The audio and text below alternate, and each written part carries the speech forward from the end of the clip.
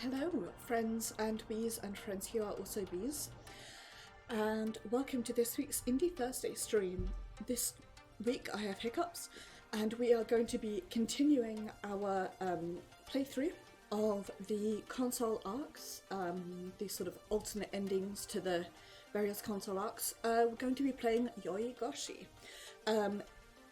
Yoigoshi is a alternate ending to Tsumi Horoboshi, where the we can't stop Reina exploding the school, and it is actually, rather than being like a retelling of one of the other console arcs, it's sort of set afterwards. So let's swap over to the gameplay and we'll see how this goes. I don't know why it's so loud all of a sudden, but anyway, let's hop straight in. Yoigoshi Beyond Midnight. In the year 2006, freelance writer Arakawa and last-minute travel companion Miyuki travel to Hinamizawa, only to discover that they are not alone in the village. And my computer freaks out, only to discover that it's really annoying. Yoigoshi Beyond Midnight.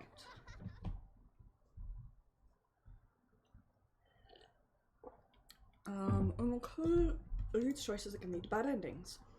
Oh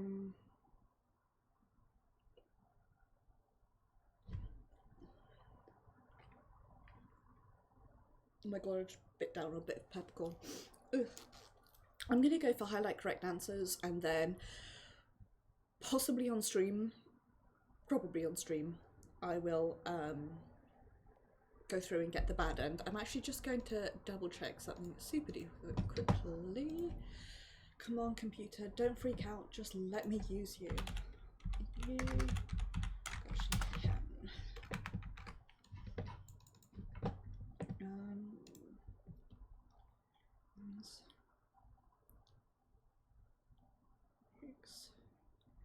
Okay. So, there are 3 bad endings. We're going to go for the good ending this time around, so go do highlight correct answers, and then I will replay from like save points before choices appear and go through and do the bad endings. Actually, one more thing.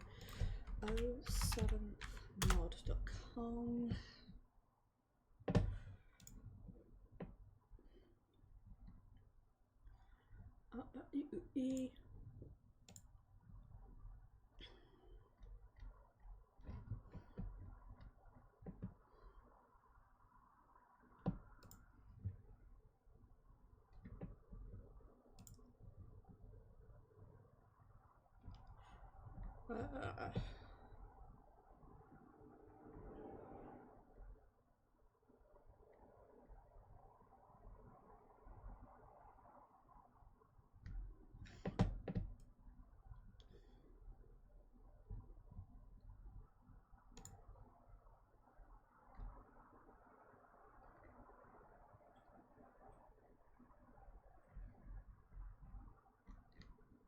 Brain is absolutely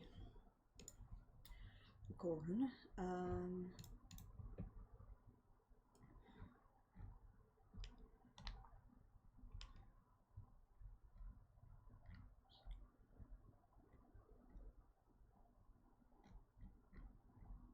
Okay, never mind.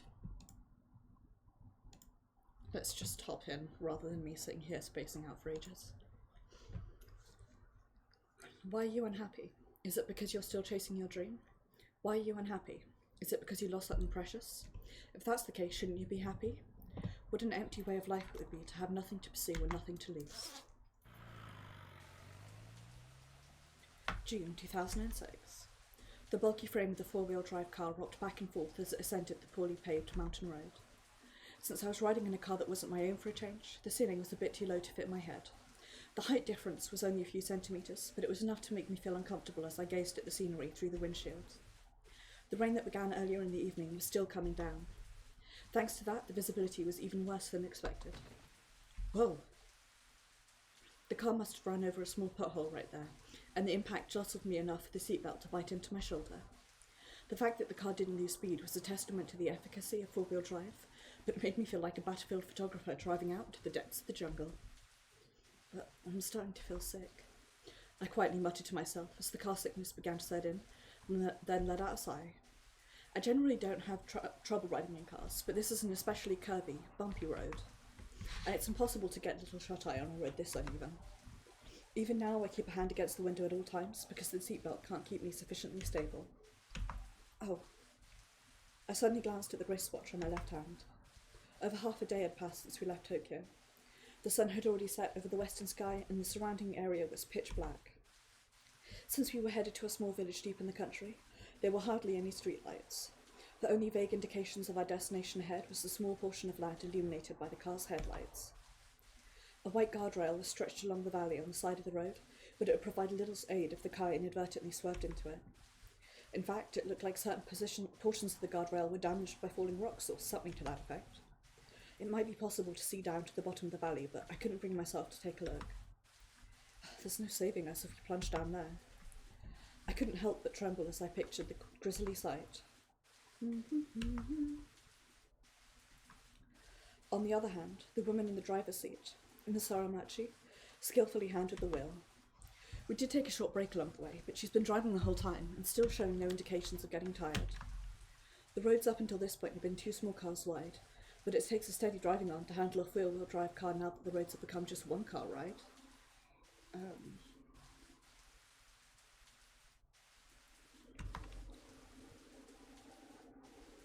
Sorry, I can't fucking type.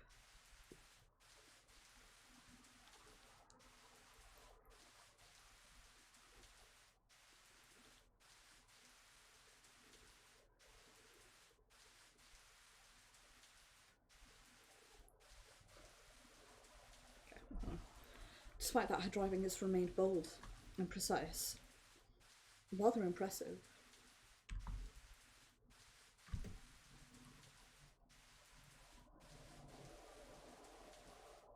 Okay, cool. I found the thing I was looking for with the guide to the endings. Indeed, even with the weather as bad as it is, there hasn't been any slippage or sudden braking. Just a little shaking. Here we go. She's one tough lady. Pardon me. I could sense the strong will behind her dignified appearance. If I had to describe her in a single word, beauty seemed most appropriate. Are those ruby earrings shining in her ears? They have a luxurious aesthetic, not gaudy at all, and they seem suitable for a classy event. She was wearing light, casual clothing, jeans and a long-sleeve blouse. Looking closer, both were name brand. Even though she made a point to dress nicely, she didn't seem overly concerned by fashion trends. Why on earth is a woman like that heading to Hinamizawa? It was a personal request from the editor-in-chief, and I do appreciate the company, but it still feels completely out of place. So we're getting closer to Hinamizawa? That's right. Oh. The headlights momentarily illuminated a sign on the side of the road. Naturally, I couldn't actually read what was written there. And yet, it's just a little further. It looked like it said Hinamizawa 10 kilometers right there. Huh? You were able to read that sign just now? Yeah, my eyesight's pretty good. Hearing that left me speechless. Fun fact, I'm using streams as an attempt to practice my normal voice being at a lower register than it normally is without, like, hurting myself. So, if my voices go all over the place, that's why. Given that my voice is one of the things I'm most dysphoric about. Even though she was still focusing on the roads along the way, she was able to make out a sign that only emerged from the darkness for an instant. It's amazing. I rode a motorcycle, but even I don't have nearly that level of keen eyesight. I'm rather envious. I don't mean to boast about it, but I've yet to meet someone who can beat me at it. Dimples formed on her round cheeks as she started laughing, and there was such a thin amount of makeup on her face. She looked like such an innocent girl, which means we know she's going to turn around and kill everyone. The car swerved along several more narrow curves, continuing down the slender road through the trees. The road had fallen into disrepair since traffic on this road had been all but non-existent for 20 years. Branches and leaves were overgrown along both sides, brushing against the car several times along the way. Well, even if I pat myself on the back about my eyesight, it's basically just muscle memory. If you spend a little time practicing, you'd be able to do it too, Araka. No, I don't think I could, even if I practiced. And what sort of practice are you talking about? When I was a little kid, any time I rode the express train, I'd always try to read the station signs as I drove past them. And whenever I sat in the station waiting for my train to arrive, I tried to make out the faces of people riding on the passing trains. I guess that's where my good eyesight comes from. So you were exercising your eyesight even as part of your everyday activities? Incredible. Maybe you were meant to be an athlete. No way. I was just killing time, that's all. She. Miss Soramachi started laughing mischievously and stuck out her tongue. That's some rather peculiar training to be considered just killing time. Suffice to say, that was my father's influence. My father was the sort of person who'd never miss an opportunity for that sort of training, even in day-to-day activity. So it became something of a habit. Well, your father sounds like an impressive man, Miss Soramachi. As I said that, she responded with a proud smile that seemed to say, that's right. Seems like she's really proud of her father. Besides, when I was little, I was pretty terrible at staying still. If I saw something interesting, I'd immediately go and try it out, or investigate it, or ask someone nearby about it. My family and teachers always called me a restless little kid. Indeed, I always had a kid or two like that in my class, though they were generally boys. The habit seems rare in girls. But a wealth of curiosity is precisely what a reporter needs. At least that's what the editor told me. Editor? Oh, you mean Kano of the Weekly 7? What else did he tell you? Miss Soramachi is an up-and-coming freelance writer who loves nature, but she tends to dive into things headfirst, so keep a firm hold on her. Huh? What was that? Did Kano really describe me like that? Mr. Kano is an editor for the Weekly 7, which makes him a great ally for a freelance writer like me, and sometimes an enemy.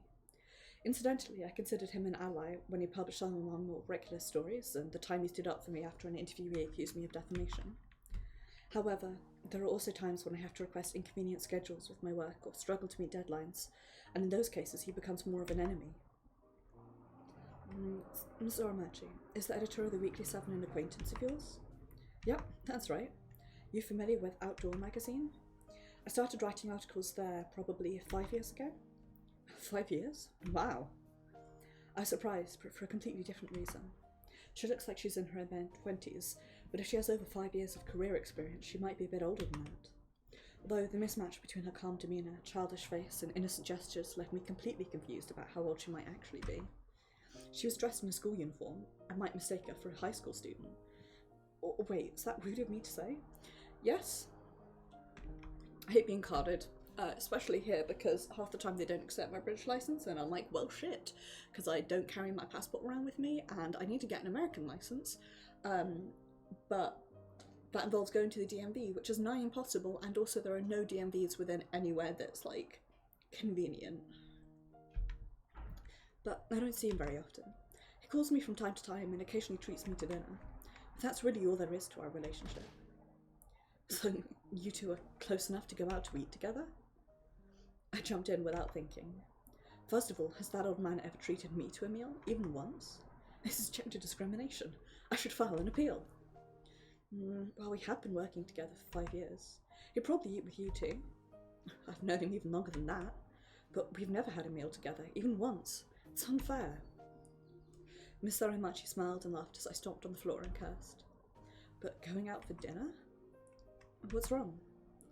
I quickly started to suspect his intentions. No way. Are Soramachi and the editor together? Pardon me for asking this, but are you and the editor, you know?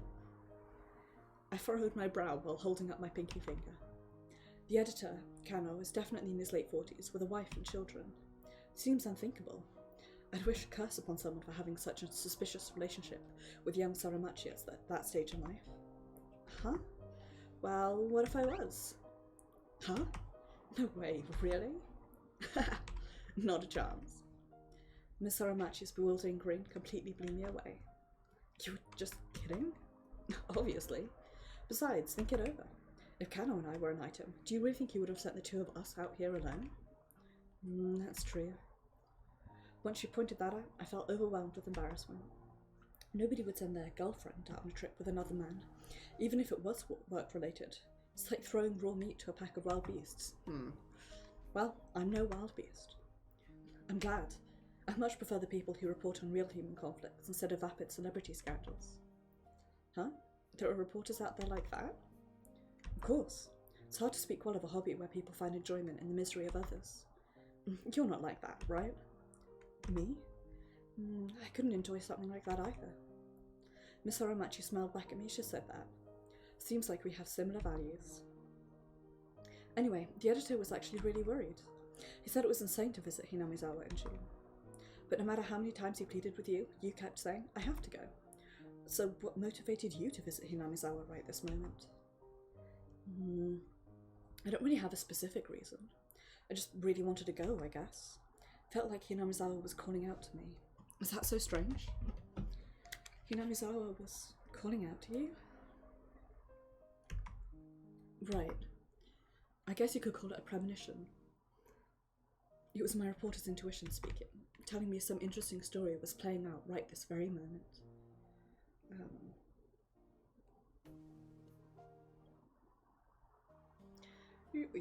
Wait.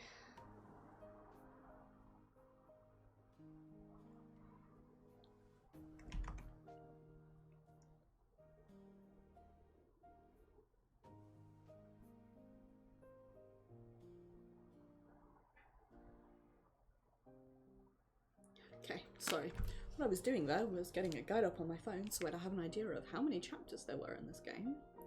Which is 1, 2, 3, 4, 5, 6, 7, 8, 9, 10, 11, 12, 13, plus variations. I was half serious, but the rest was just smoke and mirrors. Although it would be a long story to explain everything that brought me here. Intuition, huh? If that's how it is, I understand. There's definitely something to that. Miss Aramachi stared blankly for a while, like she was thinking of something, then suddenly smiled and nodded at me. Oddly enough, her smile didn't make me feel uncomfortable, even if she was teasing me. That's why I had no trouble playing along. But the truth is, you don't actually believe in premonitions, right? Huh? That's not it at all. It's the kind of judgment a person develops through years of professional experience. Maybe Canon really believes in you, Arakawa. Is that so? Incidentally, what did the editor tell you about me? Well, to keep it brief, he said you're a weirdo. Ha! You bastard. I'll remember this next time. I immediately burst into insults. So a headstrong, nature-loving reporter and a weirdo. What a strange combination. At any rate, I've always been opposed to working with people I don't know very well, but...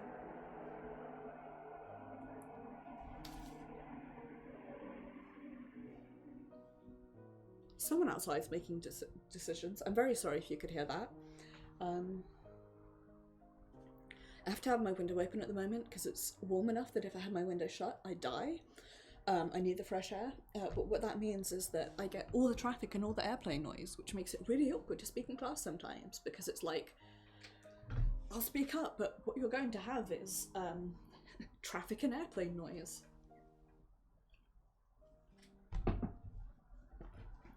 Well, I didn't have an issue with, always been opposed to working with people I don't know very well, but I didn't have an issue working with women for whatever reason. Even though I've had a long relationship with editor Kano and the ESE, I still couldn't read what they were truly thinking.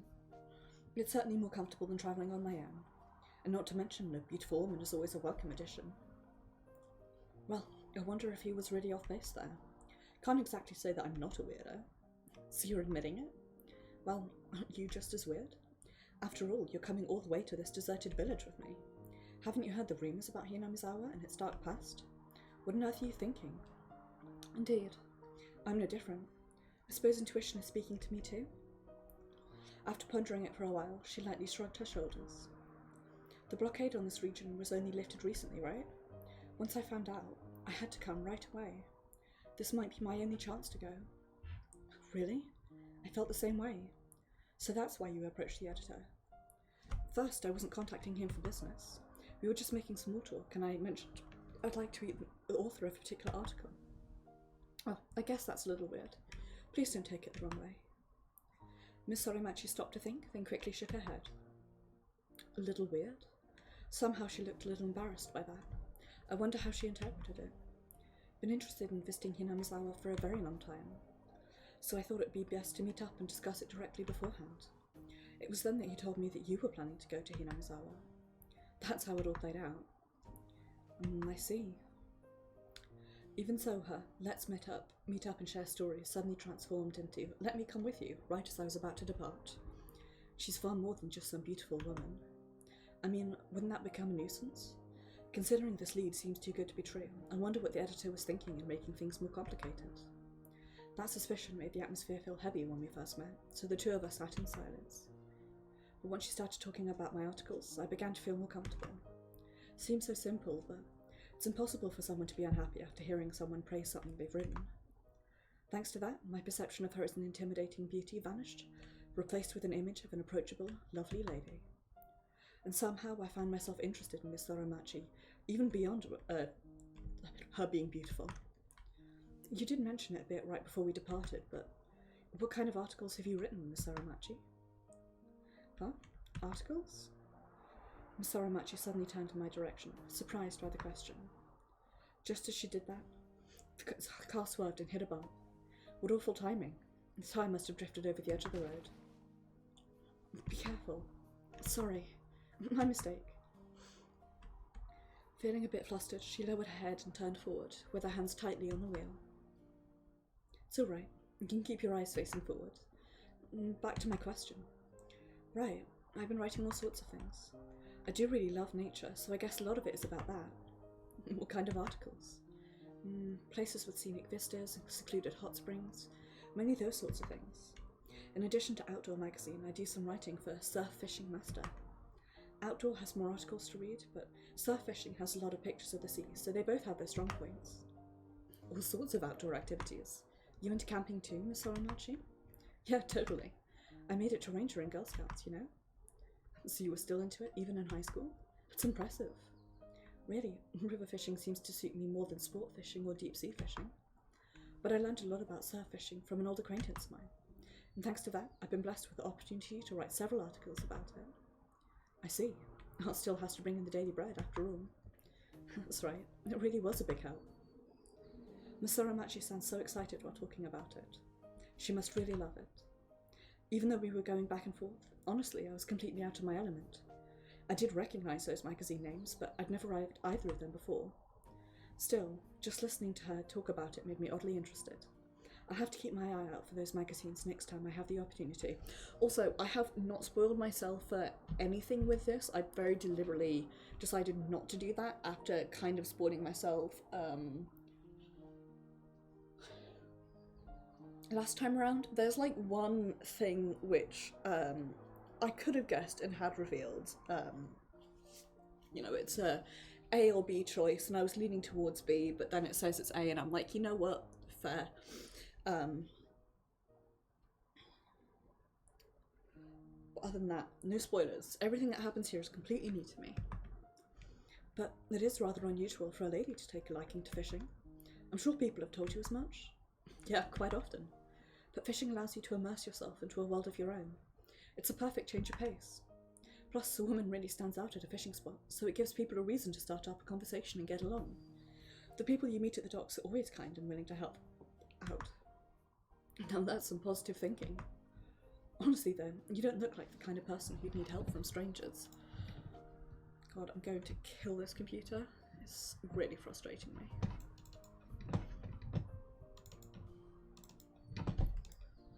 Really? That's how I look? Yeah. When I first met you earlier today, I thought you looked like a well-mannered, classy lady. What? Nonsense. When I first met you outside the station, you looked blown away to see this massive four-wheel drive car. Is that so? I mean, it looks like the kind of car a monster would drive. A monster? How rude. I think you need to watch your tongue. The mood on our ride was bright and full of smiles. Come to think of it, how long has it been since I carried on a one-to-one conversation with a girl like this? Perhaps it's a little unfitting for someone my age, but deep down it felt exhilarating. Before long, we passed by a streetlight. The pavement on the road suddenly got even worse, and the car started rocking even more violently. And then the headlights quickly abandoned a set of heavy agricultural equipment. The headlines quickly illuminated a set of heavy agricultural equipment abandoned in an open field along the side of the road, which then melted into darkness just as fast as it appeared.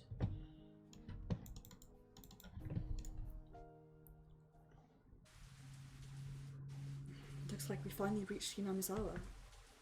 Indeed, at last. Miss Soramachi had a serious look on her face as she clung to the steering wheel. There were no streetlights in the vicinity, so the surrounding area was engulfed in a dismal atmosphere. The low hum of the engine and the sound of raindrops striking the windshield had me feeling uneasy. By the way, is this your first time coming to Hinamizawa? Yeah, this is my first time stepping in on my own two legs. I've got a rough map of the village roads, but since the village is abandoned, I had trouble finding any reliable information. What can you tell me about it, Arakawa? Me? Actually, there's not much I can add. Huh? But didn't you write an article for the Weekly 7 about it just last week? Actually, all the pictures in my last article came from before the village was closed off. This is my first time coming here too. What? Is that so? Oh, I do have a good understanding of the village's layout. It's just all in my head though. Even though it's been over 20 years, the village has been blockaded the whole time, so I'm sure it hasn't changed much. It will be fine. That's right. As long as nothing has changed, we should be fine. Miss Soramachi sounded a bit disappointed as she let out a small sigh. I was planning to investigate the scene in an ad hoc manner, so I didn't bother to stock up on information. The best I had was an old map. I guess she was expecting me to be able to provide advice. Unlikely. Well, we'll manage somehow. I do have a proper map, but it's from 20 years ago. Maybe it'd be better to think of me as your bodyguard? Huh? You're my bodyguard, Arakawa? What do I need protection from? Well, in this area, things tend to appear. What kind of things? Ghosts. Huh. My voice dropped a bit as I said that, and a smile dropped from Miss Soramachi's face. Ghosts? What do you mean? A gas disaster struck Hinamizawa village over 20 years ago. I was still in elementary school when it happened. You're familiar with it, right? Miss Soramachi silently nodded. June 1983. Toxic gas emerged from a swamp near Hinamizawa village and claimed the lives of over 2,000 villagers overnight. Even the surrounding area was engulfed by the Great Hinamizawa disaster. At the time, people debated if the disaster was natural or man-made in origin, and the incident had such an impact on the neighbouring municipalities that it even shook major cities like Tokyo. The SDF's slow response to the disaster further increased the death toll. We simply didn't have the technology to grasp the geological information at the time. And shortly thereafter, the incumbent administration suffered intense backlash from the opposition parties, the mass media, and more, which resulted in tremendous political upheaval. Then the government issued an indefinite blockade of Hinamizawa village, which turned it into a ghost town. All entry was strictly prohibited until very recently. The location was even redacted from maps. The volcanic gas originated from a swamp upstream of the village back in June of 1983. It actually happened right around this time of year. Now that you mention it, yeah. Right, and of course, that's why the editor told me it was insane to visit Hinamizawa in June. It's the right time of year, so it wouldn't be unnatural for a curse or a ghost to manifest itself. There could be people out there right now, shambling about, unaware of their own death. Sounds pretty awful. Miss Soramachi responded in a somewhat serious voice. Judging by her light laugh, it didn't seem like she was afraid. I guess you're not the kind of person who believes in spirits and things like that, Miss Soramachi? I wonder. I'm not much of a believer at all, I guess if I had to pick. Then I guess you're not the sort of person who enjoys visiting haunted houses. No, I kind of like haunted houses. They're not so bad as long as you bring little kid along to get carried away and cling to you. Don't expect me to be so clingy. That's right. We went on an excursion to an amusement park when I was in elementary school, and I went into the haunted house with everyone, but I actually found it really fun. All the boys and girls were crying, wah, wah, wah, Waluigi noise. I was the only one who made it out without crying. I see. For how proudly she spoke, it didn't feel like she was faking it. Bear with me a hot second. Possibly more than one hot second, we'll see.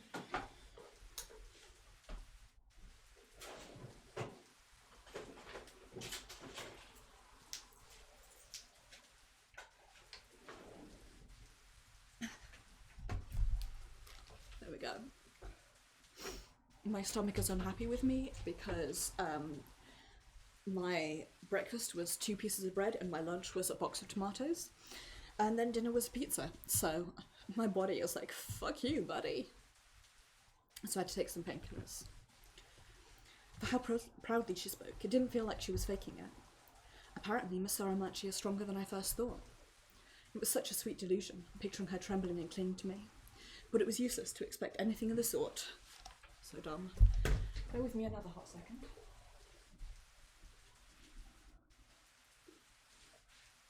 No.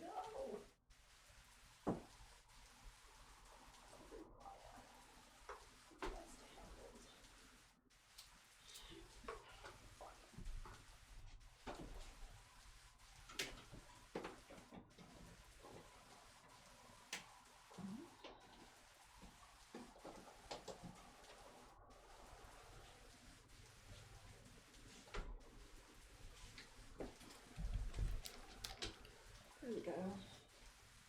Love playing around with a socket that I can barely see or access to get a fan going. I apologise if you can hear the fan noise. I'm really warm for some reason.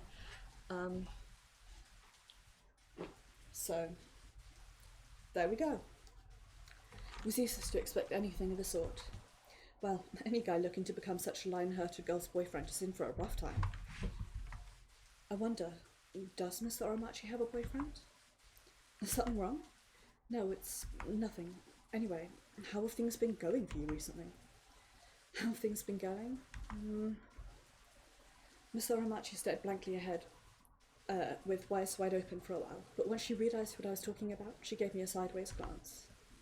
Her large eyes were surrounded by a thick, moist, gross way to describe someone's eyelashes, and looking at her alluring profile, my heart suddenly began to race. I wonder if it was too soon to steer the conversation in such a personal direction. Well, actually, I was wondering if you had anyone clinging to you. That's what you were getting at? I wonder why you're asking that.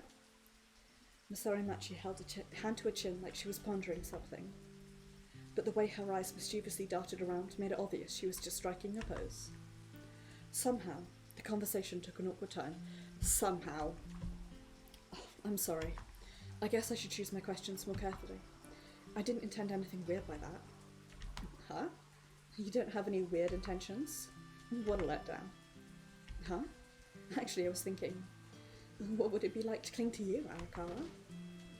What? You mean... Started getting excited again and took a big gulp. There are so many ways to interpret something like that, but is it alright for me to get my hopes up? Is it? Wait, hold on. I mean, even if that were true, it would be far too blunt to just say, I'll hold you tight. I need to comport myself like a dignified man, at least for a little while. Just so you know, ghosts and ghouls are pretty scary. If one were to actually pop out on us, I wonder if you'd be able to play it cool? Is that so? And if that actually happened, what would you do? Well... Miss Saramachi responded in a light tone, passing the whole thing off as a joke. That may have been a childish thing to do. But even if a man is kicked down, his dignity demands he gets up again. Besides, I'm not one to let a topic about ghosts and spirits go lightly. I just have to throw myself in head first. I think spirits are more frightening than ghouls. A ghoul is just an evil apparition, essentially a beast in all but appearance. But a spirit is like a congealed mash of passionate human emotions. Particularly the ones who died feeling an intense grudge. Those are the worst. I've heard stories like that plenty of times. But no matter how much you hate someone, it's all over once you're dead, isn't it? Well, that's what most people would say. But there are people out there who think it doesn't end after death. Like me. Huh? The serious tone of my response caught Miss Saramachi off guard, and the smile quickly disappeared from her face. So I cleared my throat and continued with my story. even when the body dies, I believe the thoughts they had in life still remain in this world. Well, if a person passes away with no regrets, then there won't be any thoughts left behind. But a person like that is a rare occurrence. And the emotions contained therein include anger, sadness, resentment, and hatred. Pretty much all the negative human emotions. I see. So if they're filled with regret, the people who hold those negative emotions linger in this world as a spirit? Right, at least that's what I think. Even though the body dies, their thoughts remain. So at times they'll borrow a person's appearance in order to fulfill those thoughts and regrets. For example, to resolve the resentment they felt as they died. A huge number of people in this village lost their lives on the day of the gas disaster. It's not hard to imagine that some of their regrets still linger here. I'm certain there are still many spirits here who, even in death, are unable to move on. The resentment they feel after suffering such an unjust death can act as the impetus to direct their anger towards all living beings. Oh, sorry. That was a really weird thing to say. When I noticed Miss Saramachi had gone silent, I stopped talking and scratched my head. This is bad. I've said way too much. I get carried away when discussing this subject. I can be such a moron. Really, I'm sorry. That's why girlfriends are always running away from me. Or, I didn't mean it like that. It's okay. I was prepared for this. Can't be helped. I think this sort of thing is just an occupational hazard. Huh? Once I heard those unexpected impressions, I immediately turned and had to ask about it. There have been plenty of topics she's been surprised by and smiled wryly at, but this is the first time she's actually acknowledged that, isn't it? What do you mean by occupational illness? Guess you're stuck on something. You're an occult writer, right? Isn't scaring people part of your job? Huh? So much. Are you seriously suggesting that? That's right. I did come slightly prepared for that sort of thing, so you don't have to worry about it at all. Miss Saramachi flashed me a confident and open-hearted smile. Hey, I'm not like that. This is a total misunderstanding. I'm not some creepy occult writer, okay? Unrealistic ghost stories are the work of novelists and storytellers.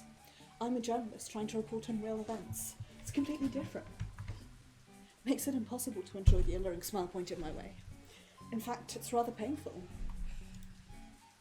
It's all a misunderstanding. Sorry, read this. My job is to investigate the truth behind these peculiar locations. I'm not a horror writer. These articles aren't written to scare people.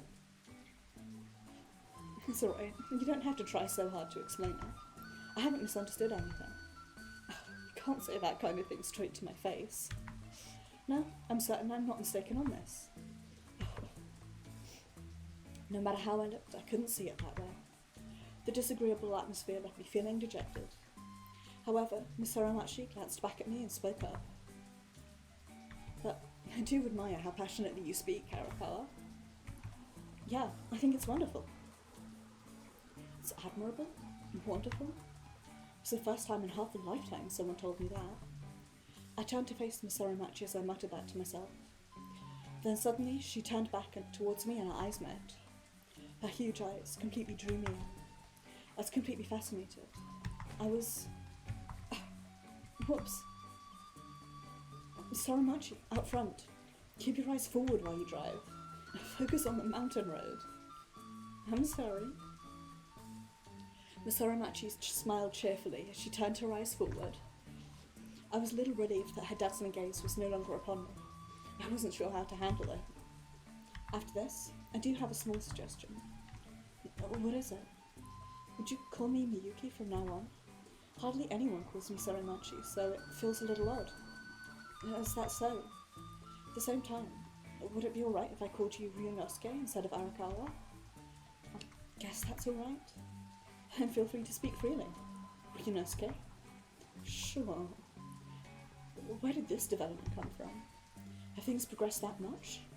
Even though I was still feeling confused by this development, Saramachi seemed to be laughing gleefully.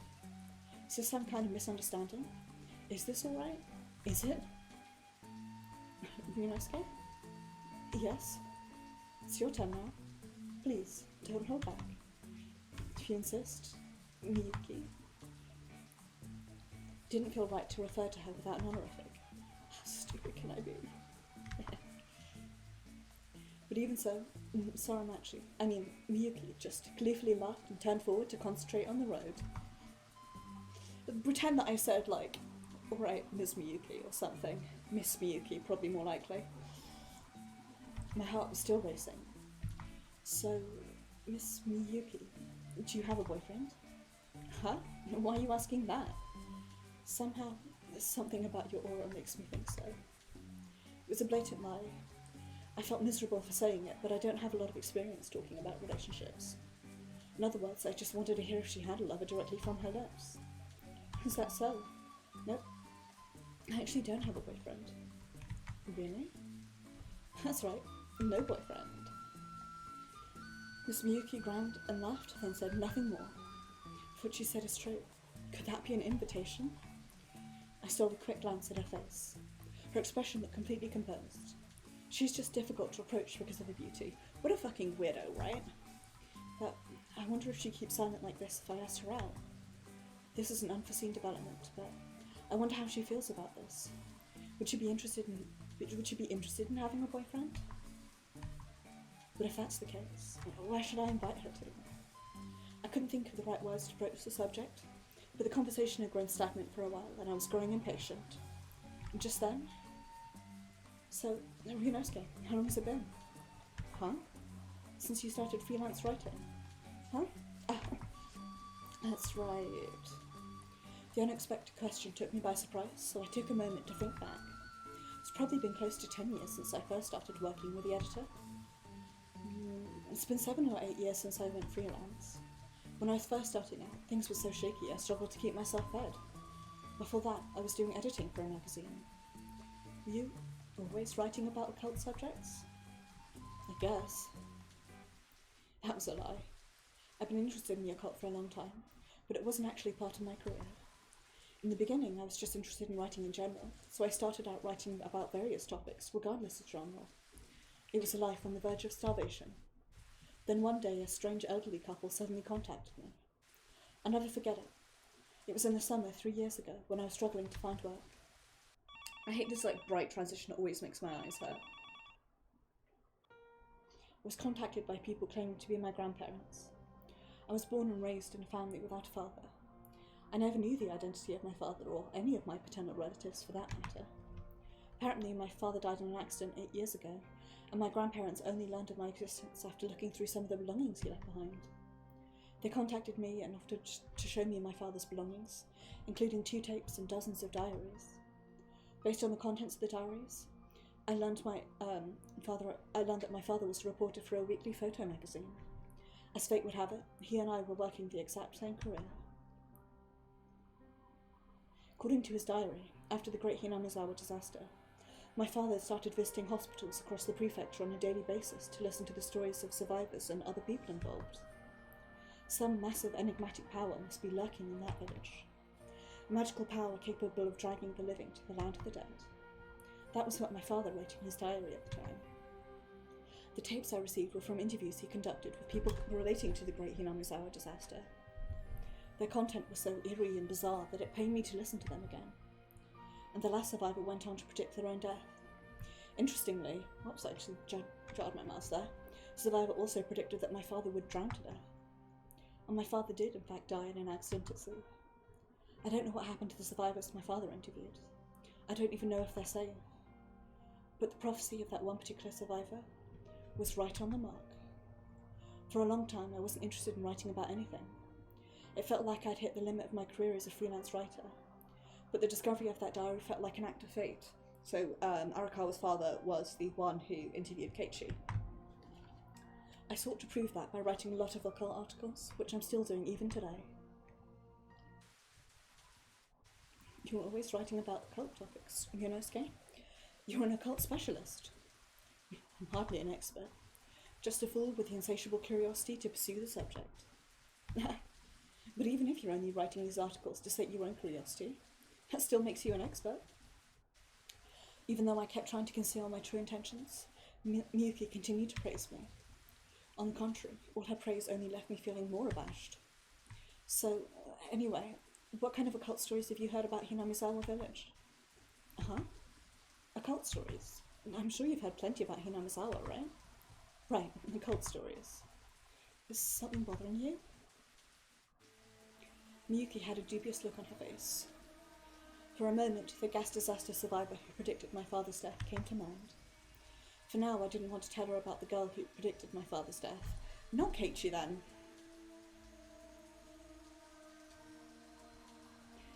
I presume... Oh, it may have been Reina, then, if she's the only one who survived the school exploding.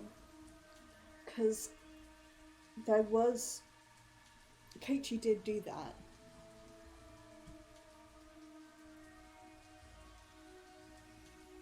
It almost makes you think, like, with each of the repeating fragments, are there certain beats that, like, have to happen, and then it's just, like branch A or branch B. So, like, you know, the school explodes or doesn't explode. Keiichi survives, or, say, Reina survives. But either way, you know, the Hinamizawa disaster occurs, which it does every time. And then either way, whoever survives predicts Arakawa's father's death and, like, triggers Arakawa's interest in the occult. I'm just thinking about that one because, like, we almost have, like, 1, 2, 3, 4... I want to say, like, 5 distinct types of stories. Not even that, really. 4 distinct types of stories, of which many of these are variations on. So we have the Keiichi goes insane, we have the Shion goes insane, we have the Reina goes insane for her own reasons, and we have the various people go insane because what's-his-face is Satoko's uncle returns. And those are, like, the 4 main options, and then so far all the versions that we've been through have been, like, alternates on that. So it is just food for thought.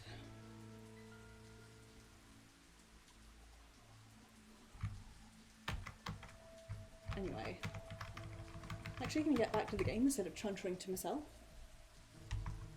I'm certainly interested in occult phenomena, but I'd rather not discuss it with someone interested in and familiar with Hinamizawa.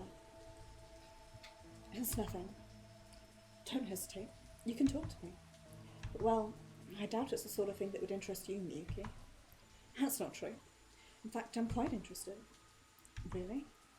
Well, maybe just a bit. What should we talk about? I couldn't discern her true intentions, but decided it'd be best to continue for the time being. Well, Hinamizawa has plenty of occult stories unrelated to my father. I can choose from any of those. Something that would satisfy her curiosity, and something not too heavy. Maybe a mild tale from the oral traditions. Right. You familiar with the guardian deity of Hinamizawa? Guardian deity? A legend that's been passed down in Hinamizawa since ancient times. A god who protected this world from corruption. Known by the name Oyashiro-sama. Oyashiro-sama? Miyuki's face lit up. The conversation kept moving further and further from romance. Probably intentional, because you're being creepy. Just saying. Sorry if you heard a weird noise there. I actually prefer to discuss more personal matters, but I suppose this is alright. There we go. According to the village's ancient teachings, it was an absolute taboo to anger Oyashiro-sama. Which seems natural for their guardian god, after all. Although Miyuki focused on the road, she continued listening intently and occasionally turned back. When I noticed that, I switched gears and tried my best to sound like a serious journalist in my explanation, rather than some idle gossip reporter. Because if Oyashiro-sama ever became angry, the villagers would be sacrificed to the swamp to quell their anger. The sacrifices would be wrapped in bamboo mats and tossed into the bottomless swamp to slowly sink away. And that bottomless swamp was the very same swamp that released the poison gas in the Great Disaster. Wow. Miyuki muttered that with a peculiar look in her eyes as she continued to focus on driving. No, it actually looked like she was lost in thought.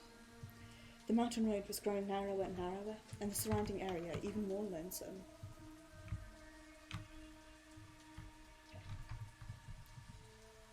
Just as I thought, I guess I shouldn't have brought up the story. That's not it. After all, I'm the one who asked about it. So that's really the kind of place you're headed, huh? When you're tangling with the dead, you must be cautious not to die yourself. Her tone was devoid of the humour from earlier. I was careful to choose a topic grounded in reality, but unfortunately it only exacerbated the tension. There was a problem my own making. The atmosphere was getting rather heavy. Let's change the subject. Maybe I'd asked this earlier, but what kind of music have you been listening to lately? I haven't been listening to much these days. Then what did you listen to before? Not much. Though I tried to liven the atmosphere, the conversation didn't go anywhere. With no other options available, I opened my bag to take a look at the map I brought with me. Finally. Finally? Huh? What were you saying finally to you right now? That. I was just thinking that we're finally going to reach Hinamizawa, and I started feeling tense. Sorry, I was just talking to myself. Miyuki's thoughts were elsewhere. Then she said, "That's enough talking," and fell silent. And so I made no effort to say anything more. Just remembered it's going to rain tomorrow and got really excited. Shortly thereafter, my field of view suddenly cleared up. It seemed we were on top of a small hill at the moment. It looks like we're here. Yonosuke, would you like to step out for a bit? Sure. Miyuki stopped a car on the side of the road, then, just after asking that, then quickly popped open an umbrella while climbing out of the car. Though the weather was still poor, it was certainly worthwhile to step out of a stuffy car to get some fresh air. I jumped out of the car in a hurry, but in the process knocked over a can of coffee in the cup holder. Shit. To make matters worse, the coffee landed on Miyuki's document case. Damn it! Then I twisted my body into the back seat to grab a tissue, but I bumped my leg into Miyuki's document case and it fell to the floor. Double fail. I quickly wiped the spilled coffee with a tissue. When I tried lifting the camera case to get easier access to the document case, I was surprised by how light it felt. Huh? It wasn't locked. Though I felt bad for doing so, I gently opened the lid and peered inside. It was a very respectable case, but I found a completely ordinary camera inside. Can a camera with such low resolution really be used to take nature photos for a magazine? I didn't see a telephoto lens or any of the accessories necessary for landscape photography. Thinking that suspicious, I ran my eyes towards the documents scattered on the floor. Several blank copy sheets were scattered on the floor of our passenger seat. Below those, I found a few magazines and newspaper articles, and a couple of weird-looking scrapbooks. And among the newspaper clippings, I found articles related to Hinamizawa, and an article about a murder in a Tokyo hospital. Miyuki's words echoed in my ears. Places with scenic vistas, secluded hot springs, mainly those sorts of things. In addition to Outdoor magazine, I do some writing for Surf Fishing Master. I thought I could hear the bridge honking. Outdoor has more articles to read, but Surf Fishing has a lot of pictures of the sea, so they both have their strong points. Shouldn't her luggage contain material related to this expedition? There's not one document of the sort amongst these belongings. All the documents Miyuki had were completely unrelated to her job as an outdoor photographer. What on earth does this mean? Outside the window, I could see her standing out on a hill where she could get a better view. It means that Hinamizawa was already getting to you, buddy. Huh? Suddenly, she turned back towards me with a dubious look on her face. She might get suspicious if I take too long. I flashed a friendly smile towards Miyuki, then quickly tossed the articles back inside the document case and stepped out of the car.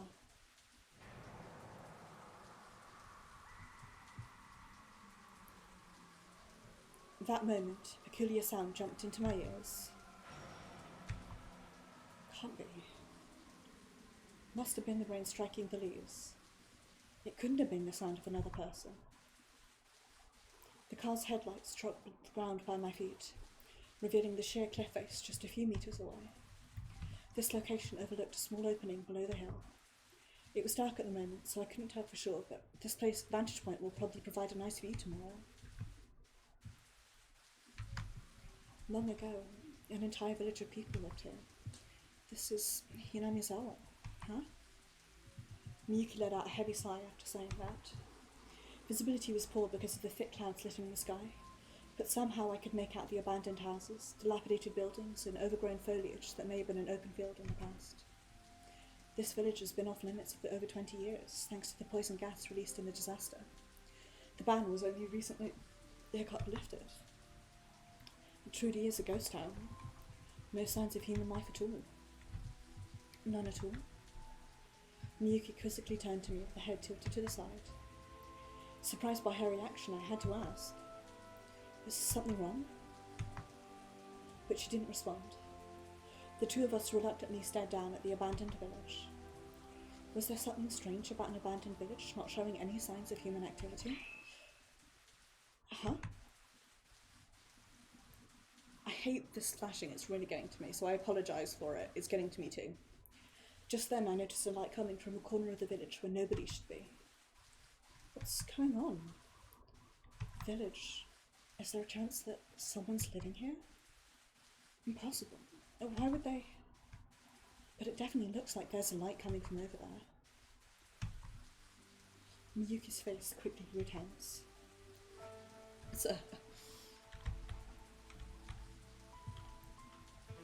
Sure is an intense gaze. The exceptionally sharp gaze in her eyes made me flinch. Where is it? No way, it's already gone. They shut it off just now. Miyuki stared intently in the village, direction of the village she is. But the only thing standing before our eyes was the village bathed in darkness. The passing rain began to build in intensity, causing the village devoid of streetlights to grow even darker. Maybe it was my imagination. This village is abandoned, so there shouldn't be anyone here. I must have been mistaken. I turned to walk back towards the car, but Miyuki remained still. Hey, Miyuki, isn't it about time to head back to the car? Please wait. Miyuki pondered something for a moment, then rushed over and grabbed me by the arm. Even though her sudden aggressive behaviour left me lost and confused, the sentiment vanished the moment I caught a glimpse of her expression. She wasn't looking for help. In fact, it was the complete opposite. What is it? Yunosuke, can't you feel it? The presence of another person. Huh? I frantically looked back and forth, but I couldn't see any signs of human activity. Just the hum of the rain as it struck the grass. Options. There is a third person that I know is here because I've seen them on the cover for this game. Option 2 is that it's your friend and mine, Hanyu, hanging around. A presence besides us? Right. I've had a strange feeling ever since we arrived here. Huh? Suddenly, Miyuki turned backwards. I too scrambled to turn around. But the only thing in the road was the car we drove here in. Miyuki, can you sense spirits or something? No. I guess it was just my imagination. After all, there's no way anyone else would be here. I couldn't bring myself to say, that's right. The words from my father's diary suddenly came back to me. Some massive, enigmatic power must be lurking in that village. I mean, she is relatively short and adorable, but she is enigmatic and powerful. A magical power capable of dragging the living to the land of the dead. No way. Could a deceased person from this village be calling out to us? It's impossible, right? I put my hand on the door to let myself into the car once again. Then I stopped for a moment and decided to step over to the driver's seat. Let's get going. I'll drive this time. No, you don't have to do that. What's wrong? I'll drive, so you go ahead and sit in the passenger seat, Yunosuke. I'm rather attached to this car. But you've been driving the whole way from Tokyo. Aren't you tired? I'm fine. I love driving. She had a smile on her face, but her tone was firm. I love that these games are just full of men getting, the asses handed to them by various women. Equality in action. Keiichi's impossible just standing up to any of the girls in his life.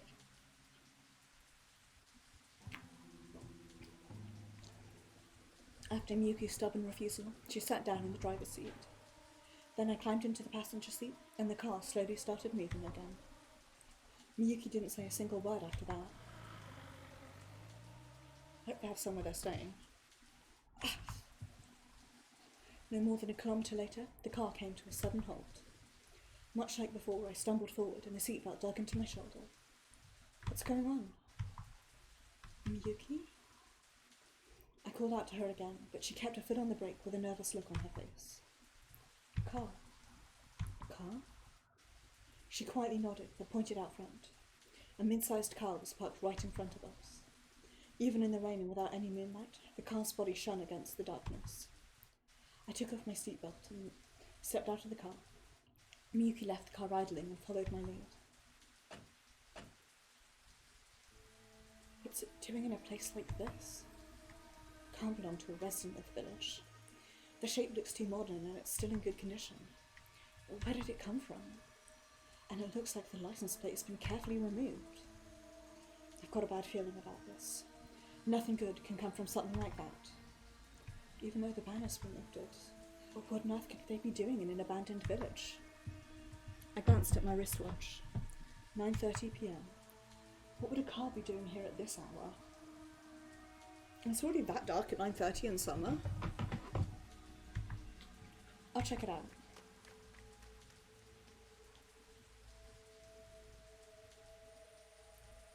I'm not getting made aware of a show I already knew about. Sensing the foreboding atmosphere, Miyuki shut off the engine and headed out. I popped open the dashboard and grabbed a flashlight, then quickly followed after her. Just as I got close to the car, my bad feelings started nagging even worse. All the windows were covered in packing tape. I pointed my flashlight at the car's interior. There were 3 people inside the car, with their heads leaning back against the seats. They had a light pink tone on their faces. Their complexion looked good. What? But down by their feet sat a charcoal grill. What? Charcoal? Could it be?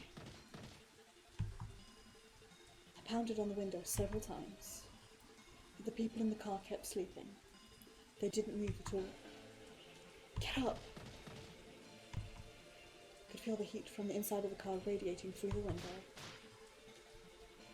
Miyuki moved over to the door, but the door clattered as she tried to open it. What? It won't open. Let's break the window and unlock the door. I'll search for something we can use. Please do. I ran back to our car and grabbed the toolbox. The tools clattered inside as I picked them up. Group suicide? This is serious. But the people in the car still have colour to their faces. I'm not sure how long that grill has been lit, but there's still a chance we can save them.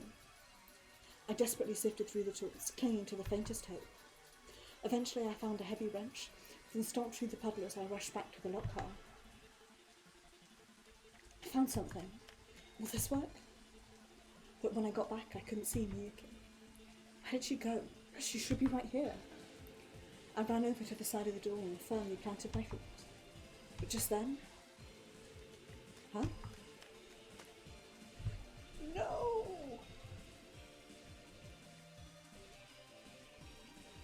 Even though I stopped, did I hear one more footstep? By far and away, I mention this very often when I play this game. The thing that first really freaked me out in this series, and continues to freak me out today, just as like a concept, is the third footstep. It gets to me so badly.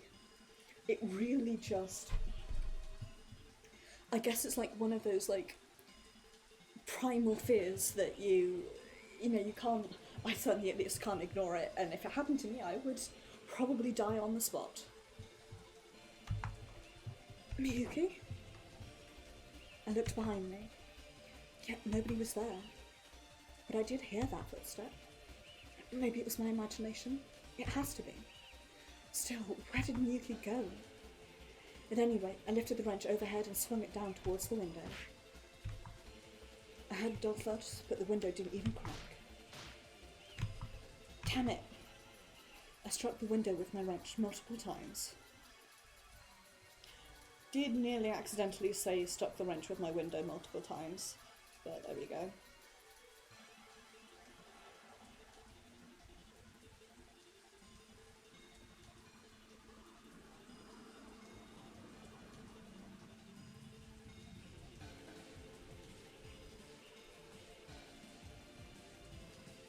Okay, sorry.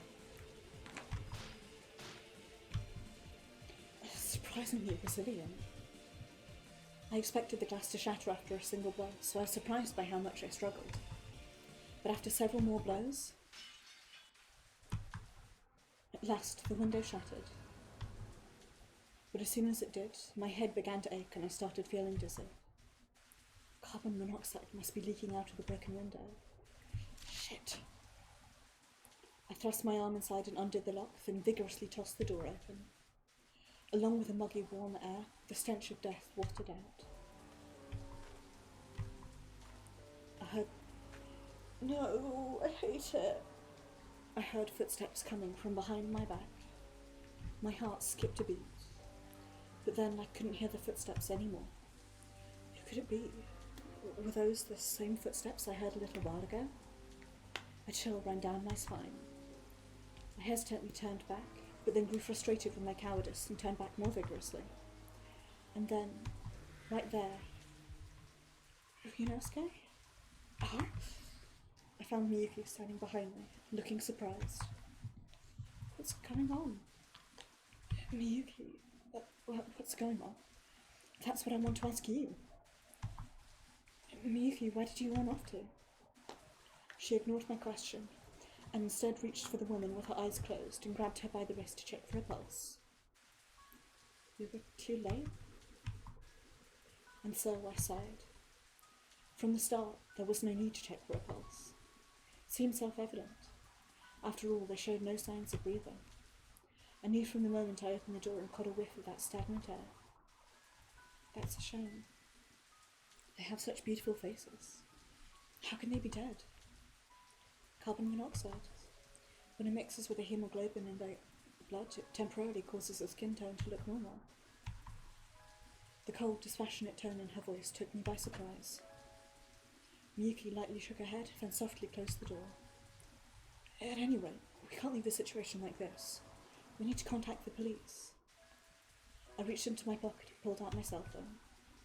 Suddenly, I noticed something in the corner of my line of sight and looked up. Miyuki was staring intently at my cell phone. Her eyes were glaring at the phone so sharply they could pierce right through it. Miyuki? So, is your phone able to connect? Surprised by her comment, I took a moment to return to my senses. Her eyes had already returned to their usual gentle form. What was with those eyes just now? Spooky eyes? Spooky Miyuki eyes? Ryunosuke, your phone. Right. I looked down at it. I didn't have even a single bar of signal. We were inside a deserted village, deep in the mountains. I thought there was a chance, but of course it was impossible. No signal. How about you, Miyuki? Same here. As she said that, somehow her voice sounded a bit relieved. Perhaps she'd prefer we not contact the outside world via mobile? Hey, that can't be. After all, there are 3 suicide victims right in front of us. I'm lost. What do we do at a time like this? Indeed. Though I was feeling irritated, Miyuki, on the other hand, didn't seem to be panicking at all.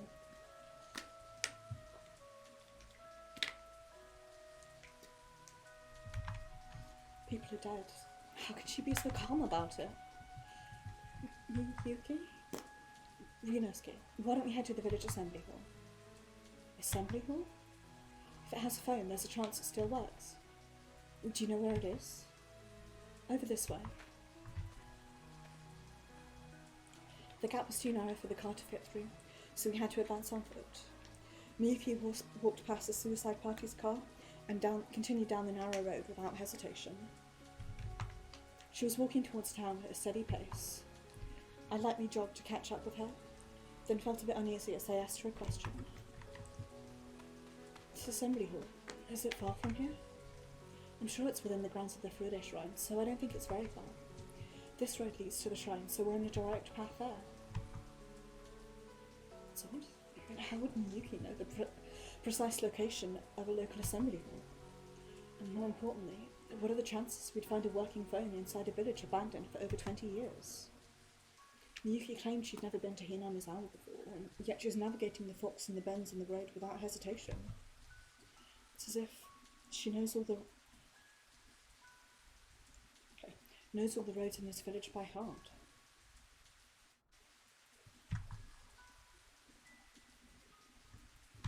Hey, Miyuki, is this really your first time coming here?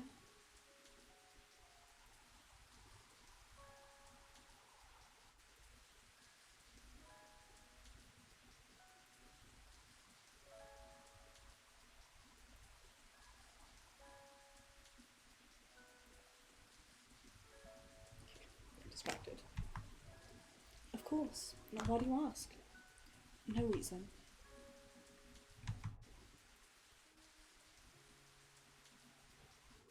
I felt a slight pain in my chest. I suddenly stole a quick glance at her expression. However, I failed to discern anything from the calm look on her face.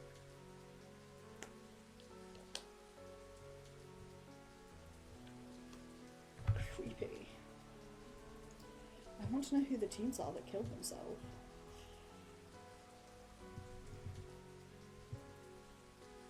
I don't know why it said teens. New tips unlocked.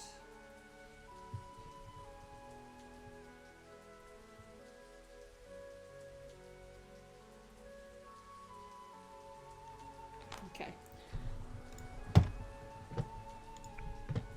I'm not getting distracted. I'm not.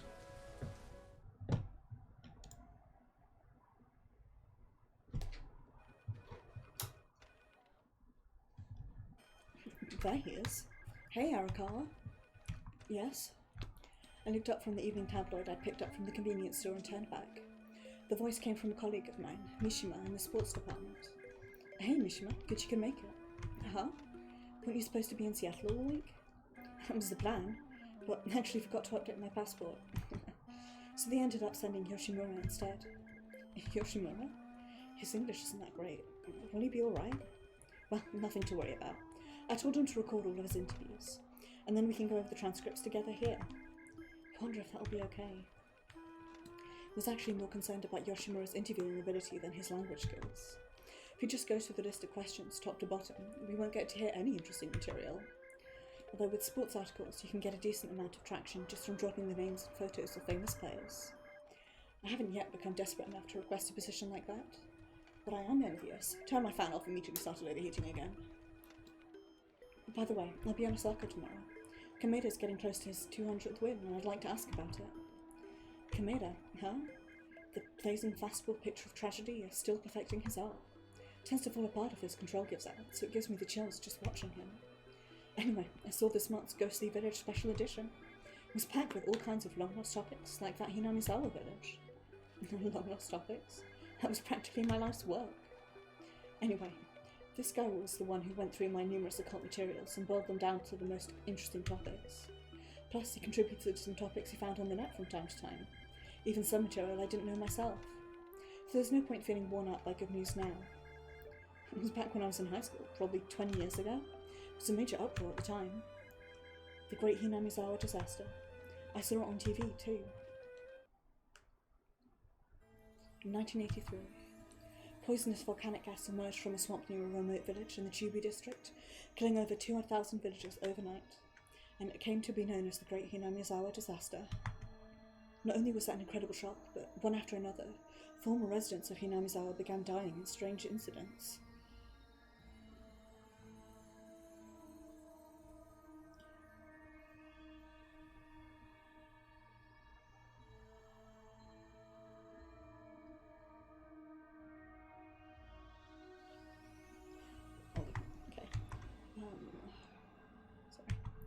People committing murder-suicides against their entire families. People committing murder-suicides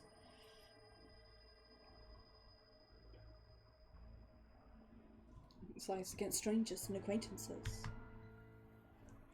In all cases, people committing these heinous acts were otherwise normal people, living peaceful lives. So discrimination against people from Hinamizawa developed into a serious...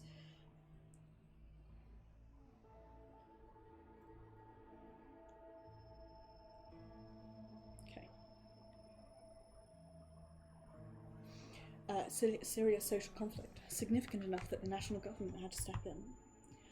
All the people involved in those incidents said the exact same thing. This wasn't a natural disaster. It was the curse of Oyashiro-sama. And they weren't all just reckless, baseless rumours spread by total strangers. In fact, my father also. Eerie, huh?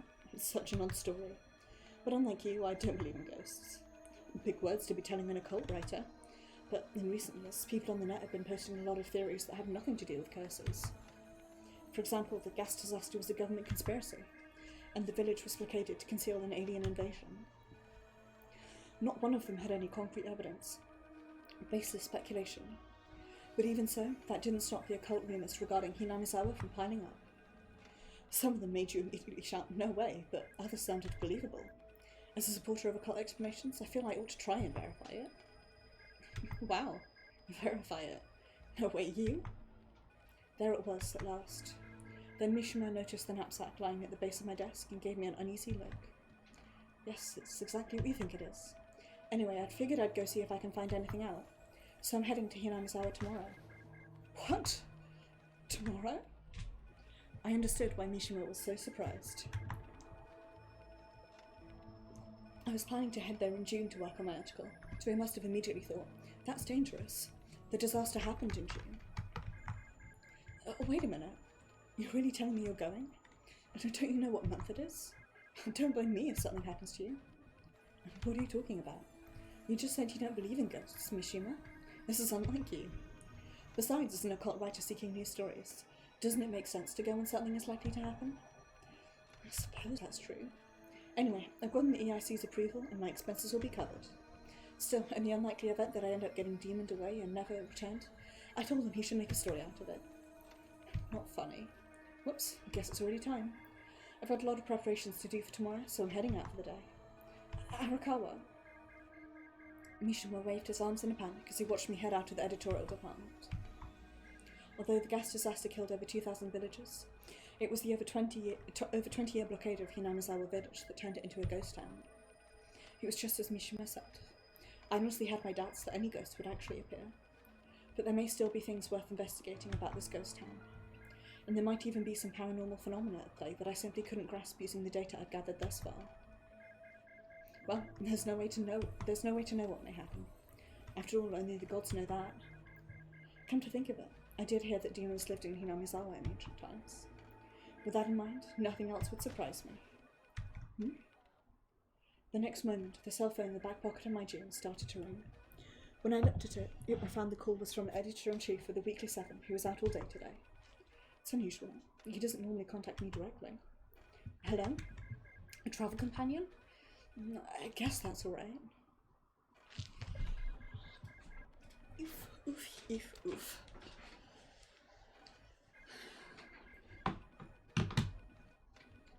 Leggies have gone too sleepy.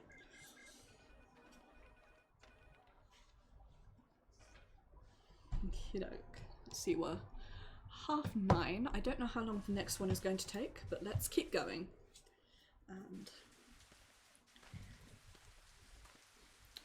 we'll go either till 11 o'clock or till I think there's a good stopping point with a good cliffhanger.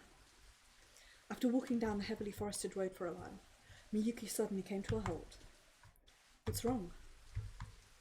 She remained silent and answered my question by pointing forward. Stop flashing at me. A single car was parked at the base of the stone steps leading up to the shrine. Really hate these sound effects. The car didn't look local. The license plate had the name Nerima written on it, so the car probably belonged to someone who came here from that part of Tokyo. What is this? Again? It's impossible. I started to wonder if we'd find another body inside, but I kept those thoughts to myself. I feared that speaking those words would cause it to become reality. I'll take a quick look. Okay, I'll come too. For a moment, the faces of those people quickly flashed through my mind. Those 3 peaceful-looking men and women who passed away in their sleep. I don't want to see something like that again. I said a silent prayer before cautiously peering inside the parked car. Please let there be no corpse inside. I pointed my flashlight in, but nobody was in there. Thank goodness, it's empty. But isn't it strange that no one's inside? Huh? Though I was smiling to myself, Miyuki turned to me with a stern look on her face. Then I pointed my light all around the car and even underneath, but there were no signs of a human presence. Miyuki, why is it strange for nobody to be inside? We're fearing this car drove here today. And if that's the case, then where did the driver go? Take a look. There are tyre tracks. On Miyuki's suggestion, I turned my flashlight towards the ground. Indeed, the fresh-looking, not flesh-looking, tracks along the muddy ground led straight to the tyres. The rain began in the evening, so these tracks must have been created sometime after that. Wonder if the car has an ordinary plate number? But I don't have the means to verify that. Huh? Miyuki, what was that just now? It's nothing. Miyuki brushed my question aside, then focused her flashlight inside the car once more. I have it in my brain that Miyuki is the... I'm gonna have to verify this because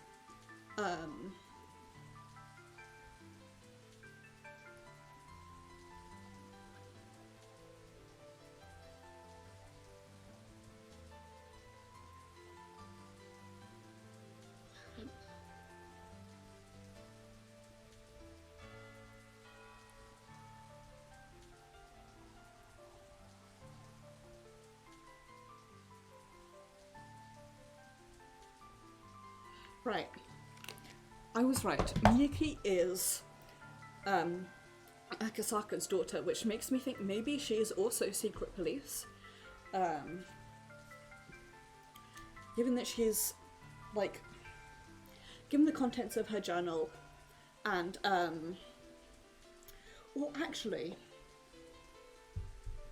could be, not necessarily secret police, but rather than being, like, on a legit journalist mission, you know, travelling to Hinamizawa, perhaps for the sake of Akasaka and Oishi, maybe? Think Jen. I will not spoil myself, I will not. Miyuki brushed my question aside, then focused her flashlight inside the car once more. We carefully examined every corner of the driver and passenger seats with our flashlights, then moved on to the back seat. The back seat had a few magazines and CD cases strewn about, but nothing particularly interesting. Hey, Miyuki, what were you talking about a moment ago? It's nothing important. Please, don't worry about it. As she said that, she ran her gaze up and down the car's interior. Despite saying it was nothing important, she continued painstakingly examining the car. We've already established that there are no people in here, so what is she searching for? Feeling awkward to stand idly by, I continued to check the inside of the car as well. However, I couldn't find anything particularly unusual. A keychain with a cutesy mascot character was dangling in the driver's seat. Perhaps the driver's a woman? Although it's pretty common for men to carry cute little accessories like that these days. No need to jump to conclusions. Is it a furry little seal? Looks like there's nothing out of the ordinary. Should we keep moving? Sure. Following Miyuki's suggestion, I stepped away from the car. Where are we now? Right now we're in front of the Furude shrine. Here, take a look at this. Miyuki pulled out a map that I didn't even notice her bring, then spread it out and pointed the flashlight. She slid her finger across the map, then stopped at a specific point. Remember how I said I wasn't going to get distracted and then immediately did? Okay.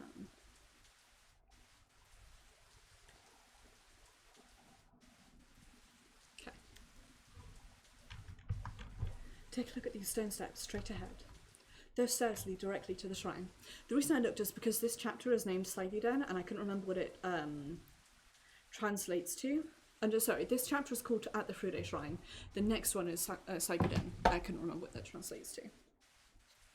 Directly to the shrine. Stairs? I turned my gaze upwards as she said that. and even in the dark I could clearly make out the steep staircase climbing uphill. But even though I was certain there'd be a shrine at the gate at the top, I couldn't see it from here. Do we really need to climb that? Just how many steps are there? Anyway, climbing them is our only option. Let's get going, Ryunosuke. Alright. Miyuki walked forward at a decent pace, then began ascending the stone steps. I ran after her, skipping steps to catch up. However, the poor visibility and weak footing caused me to fall down to my hands and knees. You alright? Please be careful. It's slippery. Right, my mistake. Miyuki came down the stone steps to where I'd stumbled with an umbrella in hand. I couldn't see my feet very well. The rain had made the slip stick, and some of the stops were even covered in a slippery layer of moss. But despite all that, Miyuki was able to calmly ascend the steps. The constant rainfall left our bodies completely soaked. You alright? It's getting pretty cold, isn't it? We better hurry. Desperately hope they have somewhere to stay for the night. I started to feel ashamed of myself. Wasn't I the leader of this expedition? Miyuki, are you alright? Aren't you cold? I'm fine. Ryunosuke, there's a whole lot of moss right here. Be careful not to lose your footing. Roger. My feet slipped just like earlier, right as I was in the middle of answering. On the other hand, Miyuki remained at a respectable pace, like she was walking a familiar path. I glanced down at her feet and noticed she was wearing hiking boots. Clearly, she made appropriate preparations for a mountain excursion. I'd expect no less from someone with plenty of experience in Girl Scouts. Oh. After climbing several dozen steps, I was able to see the shrine grate at the top of the stairs. May have looked quite dignified in the old days, but the frame was miserably dilapidated after years of neglect and weather exposure. It's not going to break apart and collapse or something, is it? I timidly looked up at the shrine gate as I continued walking forward. And the next moment... Huh? I heard a single footstep from behind my back. I turned back, but nobody was there. Something wrong? It's nothing. Miyuki had already passed through the gate, but she must have noticed that I stopped moving. She looked back and asked about it, but I brushed her off with a vague answer.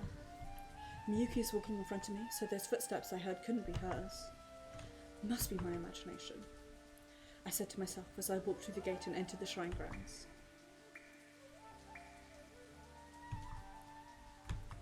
Again, Miyuki and I should be the only ones walking through the grounds. Then what on earth are these footsteps? The main shrine is up ahead. I see. So there shouldn't be anyone over there, right? Let's give it a look to make sure. As Miyuki said that, she turned and began walking towards the offering box, so I followed behind her.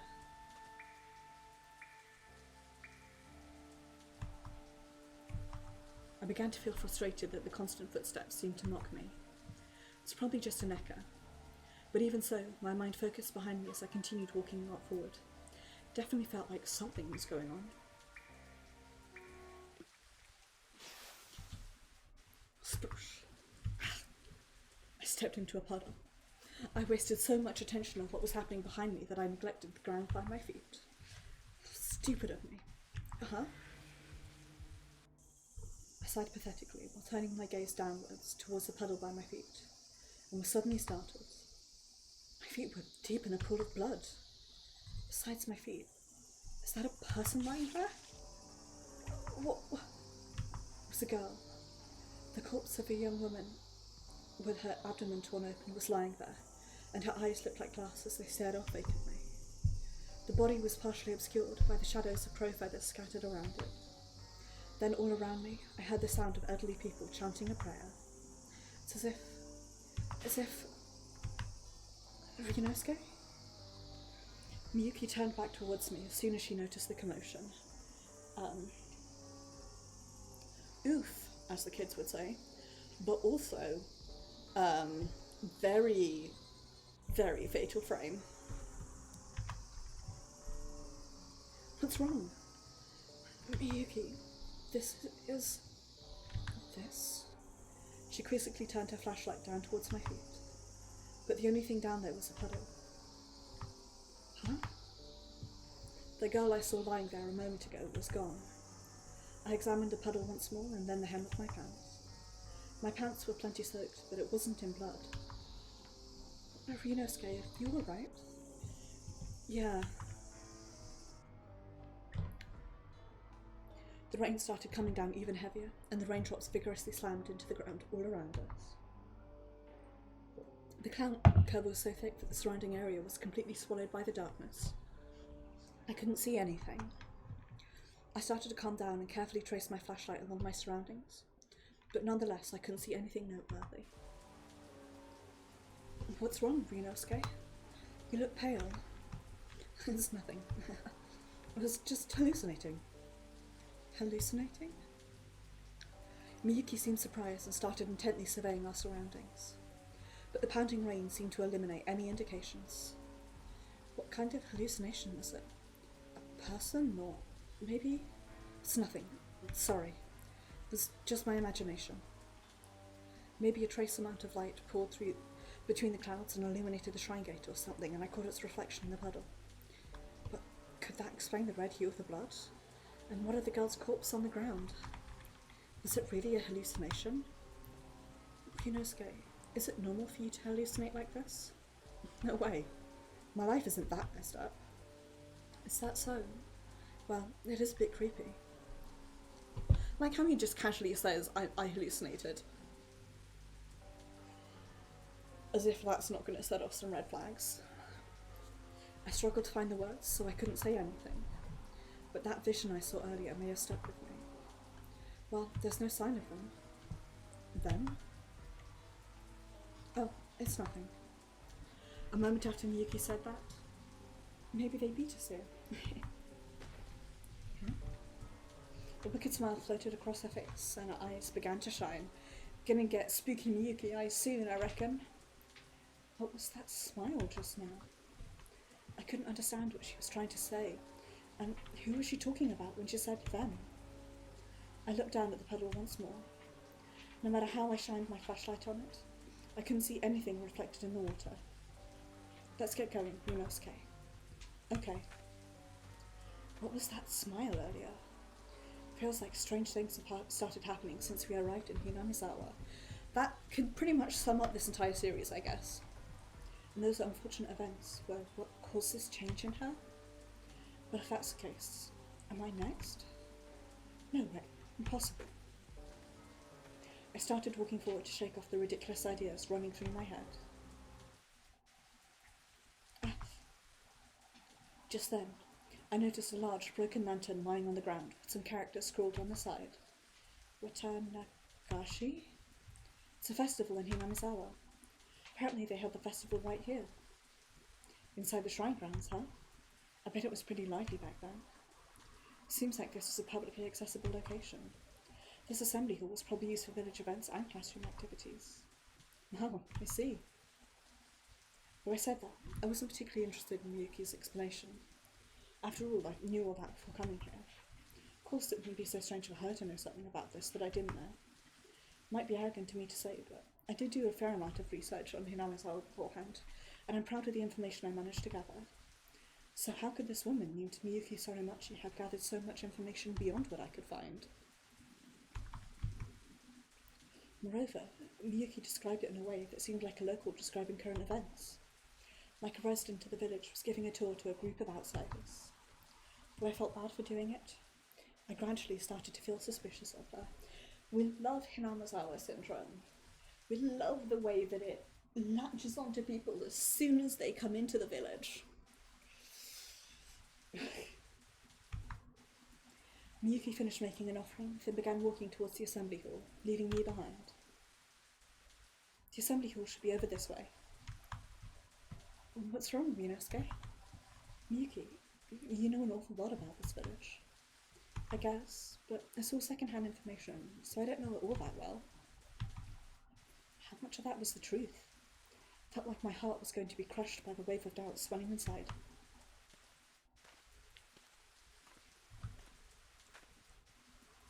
Miyuki and I came to a halt after walking around the corner. Even though there shouldn't be anyone in the assembly hall, I noticed the light leaking out through the front door. Someone's inside. Seems like it. Maybe it's the owner of the car we found earlier? Might be. Miyuki and I tried to assess the situation, but it was difficult to tell from here. I wonder, is this the same light I saw from the hill earlier? Probably. Maybe we should do some recon? Recon? You saying we shouldn't go inside? Right, that way. I heard something fall to the ground inside the assembly hall. And then a woman's voice. But I couldn't make out what she was saying. Let's go. Go where? Inside the assembly hall. I don't think there's any harm in taking a quick peek. Miyuki put a hand on the assembly hall door as she said that, so I quickly reached out and grabbed her hand. Wait a minute. Huh? What if it's a ghost? Are you prepared for that? Huh? Miyuki let out a light sigh, then looked at me, then gave me a bewildered look that clearly said, "What are you talking about?" I mean, anyway, that certainly is a possibility, but we have to determine if it's a ghost or not somehow, don't we? Well, yes, but it's not that I'm scared. I was just thinking, we need to stay cautious and choose the best possible course of action here. Because I'm not afraid. I'm definitely not afraid, looks around shiftily. If it's a ghost, I'll just have to take him down. Now, I'm opening the door. Hey. However, my objections were completely ignored. Miyuki was brave enough to slide the assembly hall door open in one quick pull.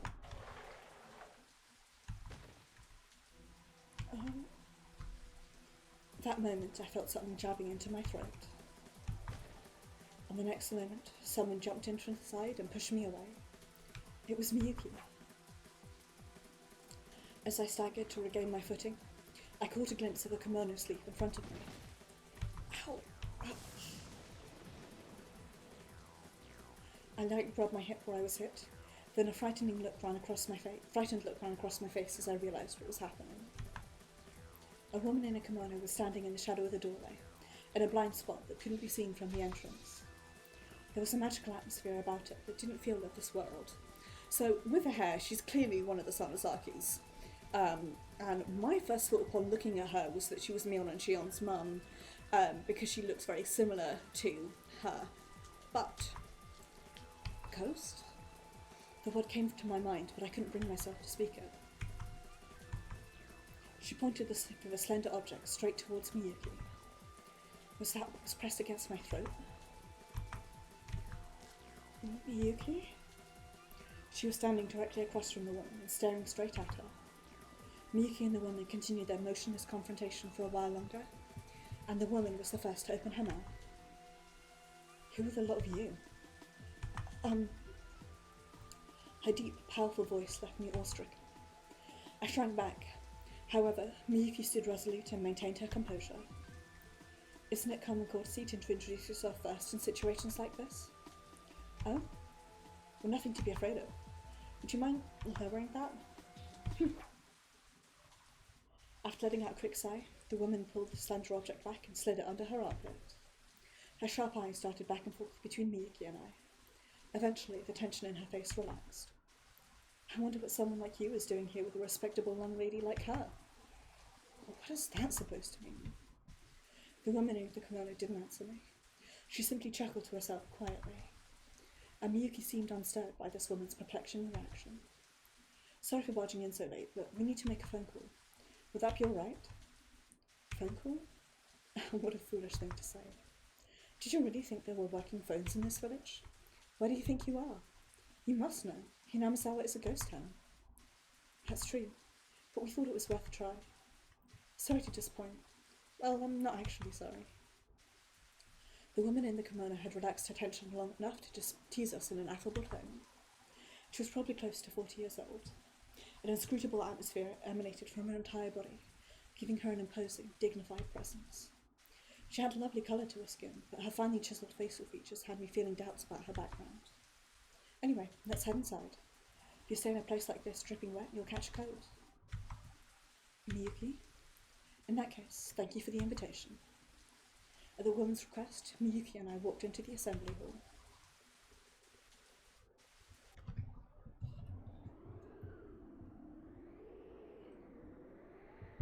He really is just at the beck and call of Miyuki at this point, isn't he? We love to see it. The crumbling wooden frame of the assembly hall smelled faintly of mould. Wind and rain came blowing in through a broken window. Posters and papers were affixed to the pillars and walls here and there. Although it was difficult to make out, I could read phrases like "Onoga Future Guardians" and "Damn Opposition." According to the newspaper articles and other sources I've read, there was a plan to construct a dam in this village a long time ago. The planned dam would have submerged Hinamizawa, but the strong opposition and the murder incidents caused the plan to be suspended.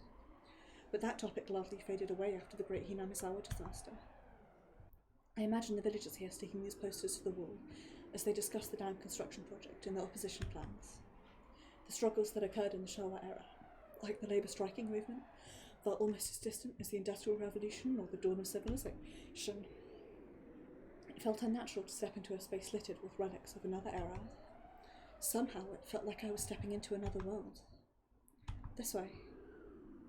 She said that. She slid the door inside the hallway open.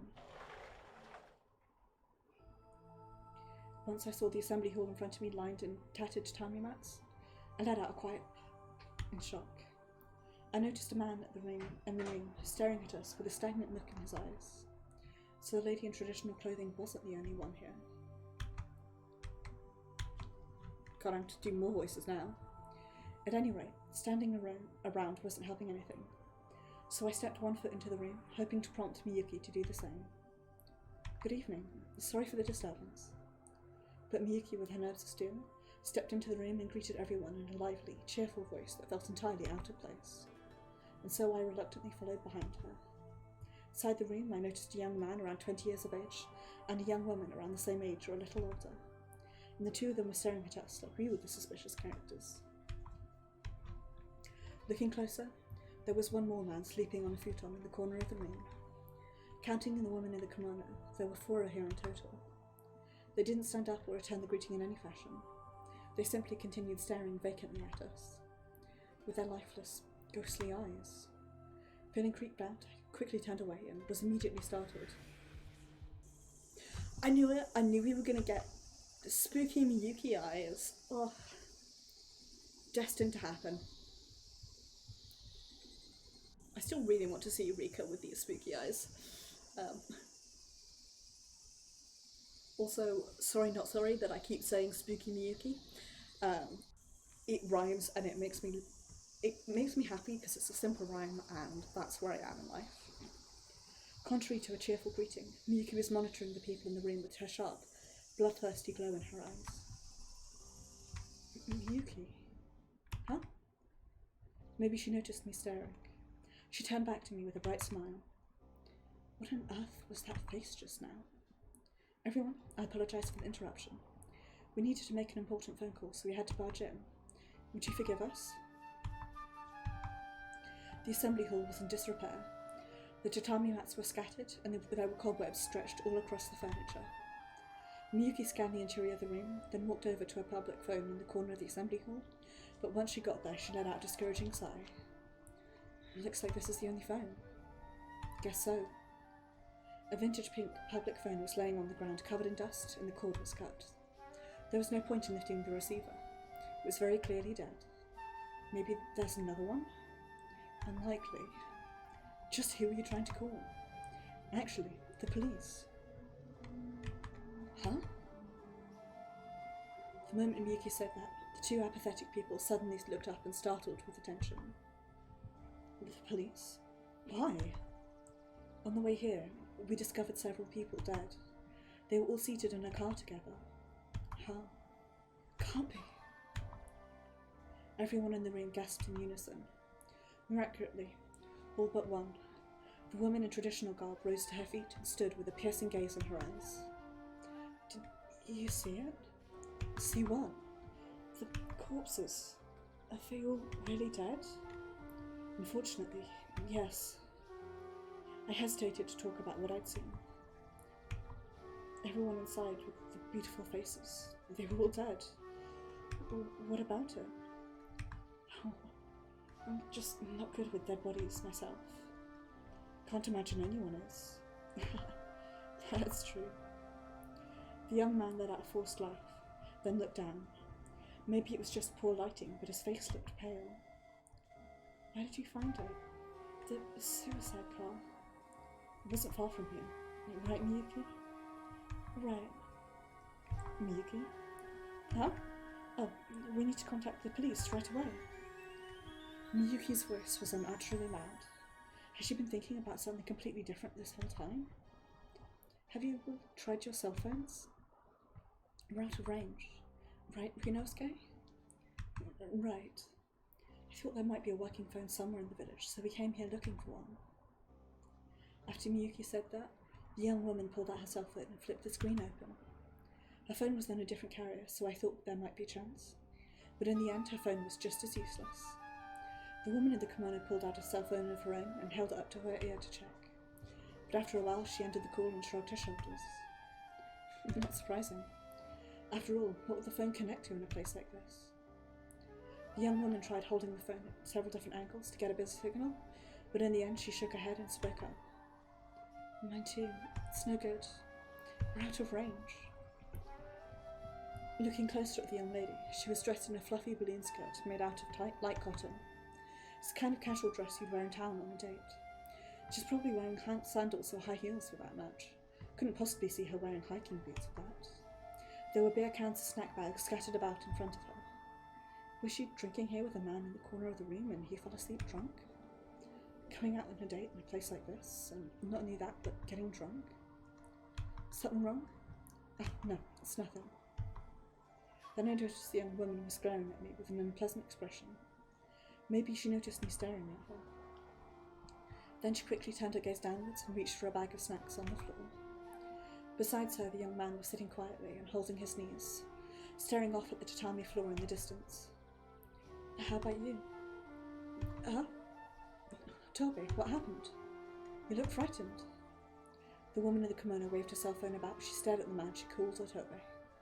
He shrugged his shoulders, then muttered something in an apologetic tone. I'm sorry. I was just doing some thinking. Reminds me of... Oh my god, the nerd. The LOL addicted nerd in Mystic Messenger.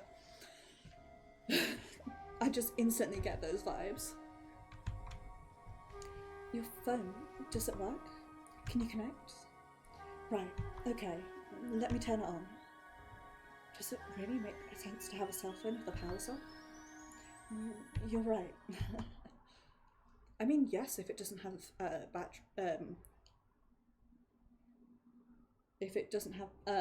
connection.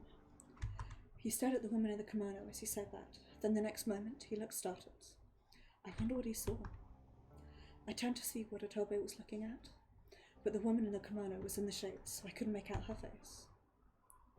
Hey, you... Sorry, my battery was running out, so I turned the power off. Otobe turned his back to me and blocked his display with both hands to keep his phone hidden from me. Then he carefully operated the buttons while staring at the screen. There's no way your phone will connect this far in the mountains. Wouldn't it be better to travel to Okonomiya and talk to someone directly? Or maybe... my phone has 1 bar of signal. Seriously? It looks good. If I move closer to the entrance, maybe I'll get a better signal. Otabe continued staring at his cell phone as he got up to leave the room. And all the while, he avoided making eye contact with any of us. Eventually, I could hear his voice faintly echoing down the hallway. Hello? Is this the police? Yes. His phone was able to connect. Certainly seems that way. Miyuki was staring intently towards Otobe. For some reason, she didn't look very happy. Was there something troubling about the fact that his phone was able to connect? Miyuki? Then I noticed that the woman in the kimono was also staring in Otobe's direction as well, with an equally harsh look on her face. And then his voice came echoing through the assembly hall. In Hinamizawa, yes. A group suicide. I heard it from someone else, so I don't know all the details. Yes. Maybe he was growing uncomfortable with all of us staring at him. He turned completely away from us, bowed down, and began to lower his voice. Now that you managed to connect, everything is going to be all right. I hope so. What was that? Miyuki's words seemed to have some hidden subtext. Was it just my imagination? The next moment I heard Otobe shouting, "Ah!" What's wrong? My phone. The battery just ran out. I'm sorry. He looked upset while he said that, while walking into the room with a cell phone in hand. There definitely wasn't anything displayed on his phone screen. Even so, you were able to tell the police at least part of the situation. But they should be able to piece it together. That's right. Toby's eyes started shaking erratically as he said that. Does this guy suffer from social anxiety? Or maybe... So now our only means of contacting the outside world has been cut off. Well, we shouldn't move around much in the middle of the night. So let's just relax and wait for the police to arrive. I suppose so. Miyuki let out an exasperated sigh as she came back to the room. As I went to take a seat in the tatami mat, the young woman in the billion skirt moved to the side to clear a space. Miyuki took a seat next to her. At any rate, it's rather odd for there to be 5 people in a village that should be uninhabited. Then, let us spend this evening together in the village where only the dead dwell. The woman in the kimono grabbed her long, rod-shaped object wrapped in cloth and held it under her arm. Then she grabbed a bottle of sake, opened the cap and held it up. With nothing better to do, I grabbed a glass and held it up to receive some, but she quickly swept my hand away. This is for the young lady. She looked straight at Miyuki as she said that. Her eyes had an imposing presence. Thank you. A courageous grin floated to Miyuki's face as she received a glass of sake and took a sip. Miyuki? Thank you for the hospitality. You look like you know how to handle your drink, huh? Yes, thanks. Let me return the favour. Miyuki poured another glass of sake and held it out to the woman in the kimono. Please. You went to all the trouble, I'll have to oblige. She graciously accepted the glass offered to her. Can you hold your liquor? Not as well as you. Well, the night is young. It may seem long, but not that long. The woman in the kimono's sharp eyes looked like they could see through anything. Ugh. Felt like her eyes were trying to learn something from Miyuki. But Miyuki wasn't fazed by the woman's gaze. She was confronting her face to face. What's the deal with this woman? Why is she so concerned with Miyuki? And Miyuki is acting the same.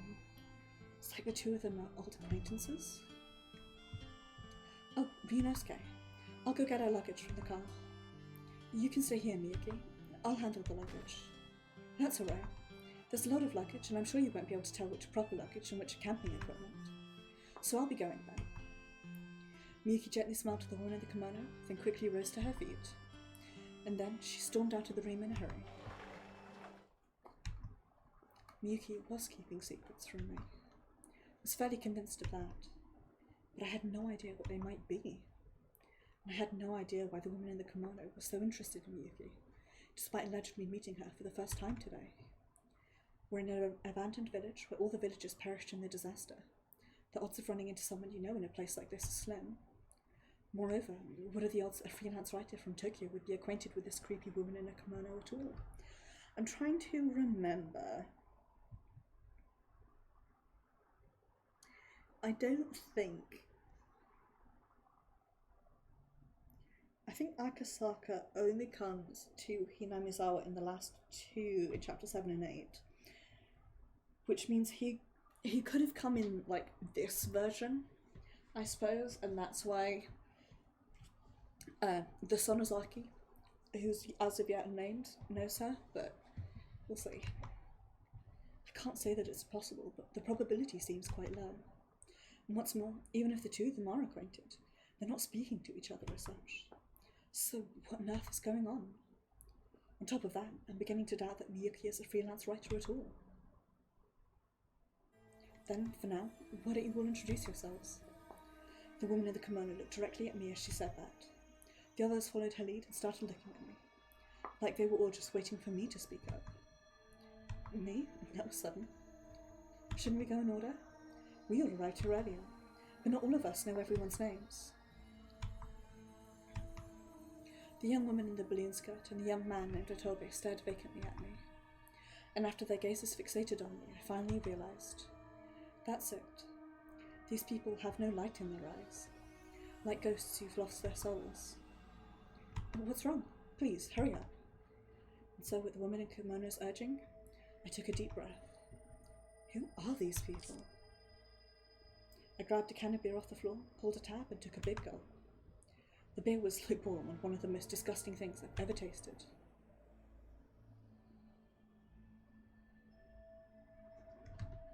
And that's all we need to know.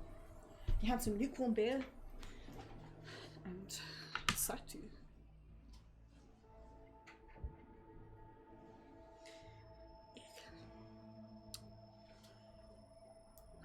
New tips unlocked.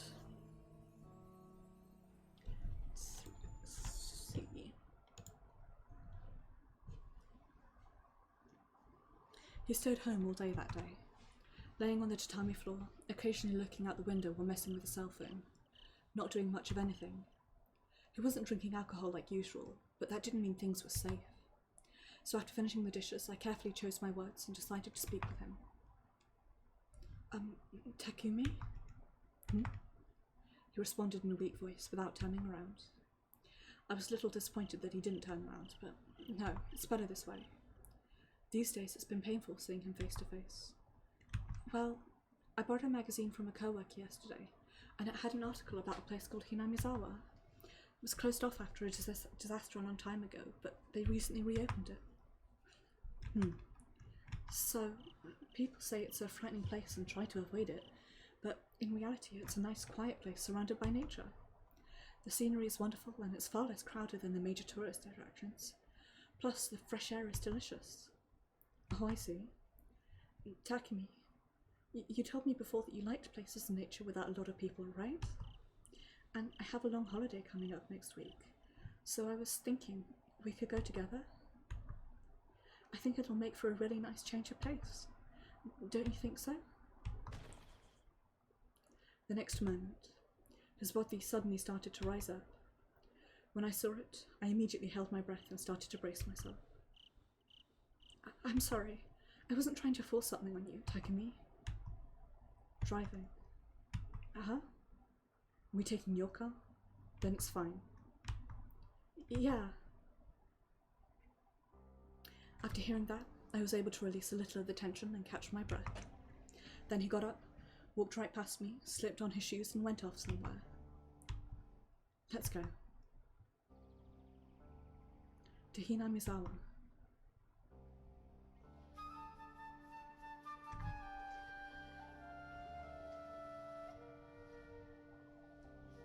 So I get the impression girl with pink text is Yae. I don't know her surname.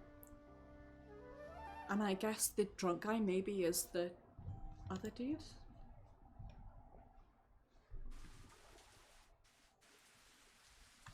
Where did I lose the way? I really did get myself lost in a completely unknown world. Hinamizawa village. This place became an abandoned ruin after the gas disaster 20 years ago. After that, everyone was afraid of the mysterious incidents and rumours. Nobody ever goes anywhere near nowadays. It's a ghost town that they even took off the maps. That's right. There's nobody here. That should be, and yet... What? Up ahead.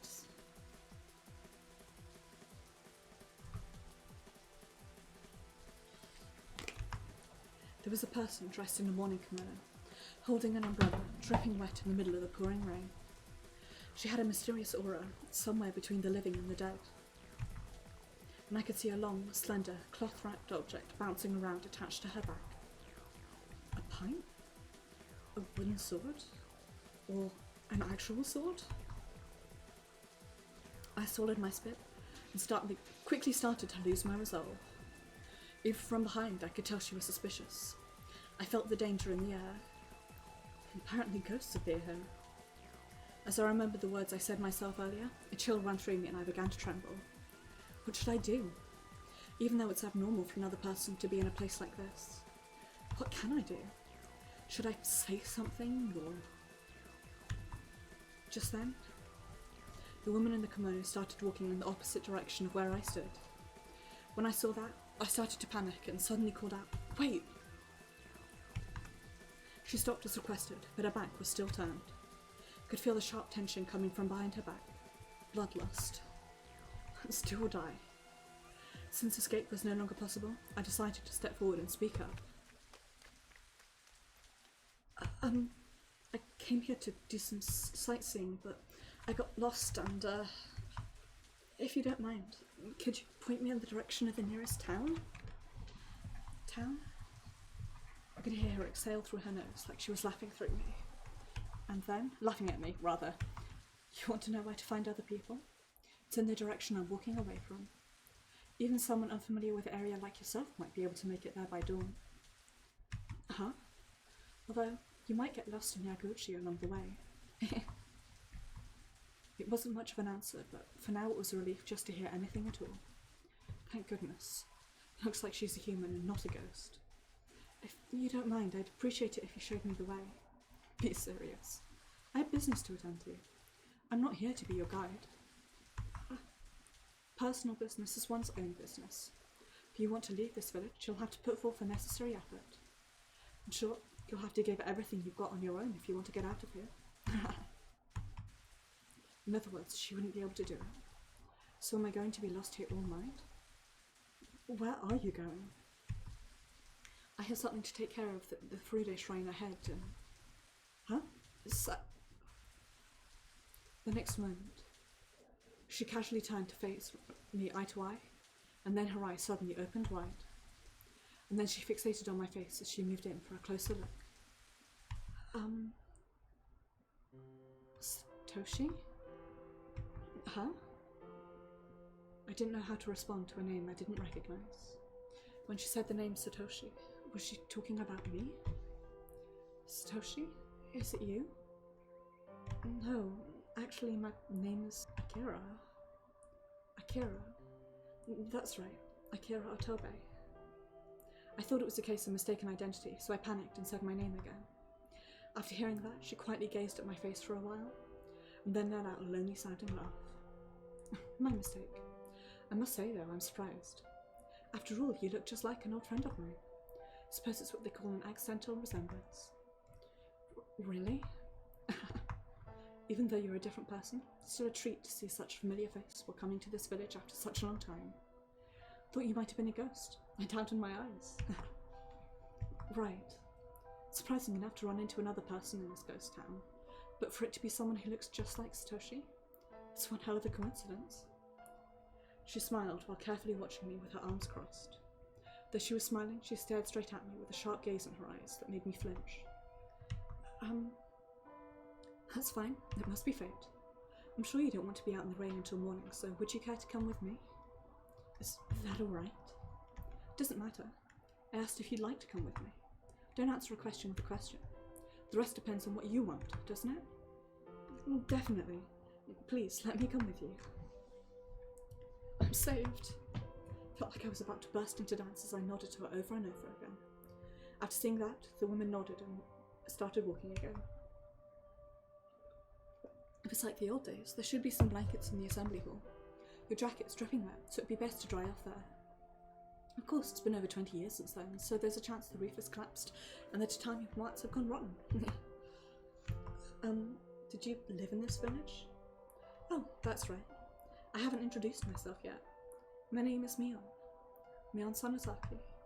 It's just as you suspect. I'm a resident of this village. Dun dun dun.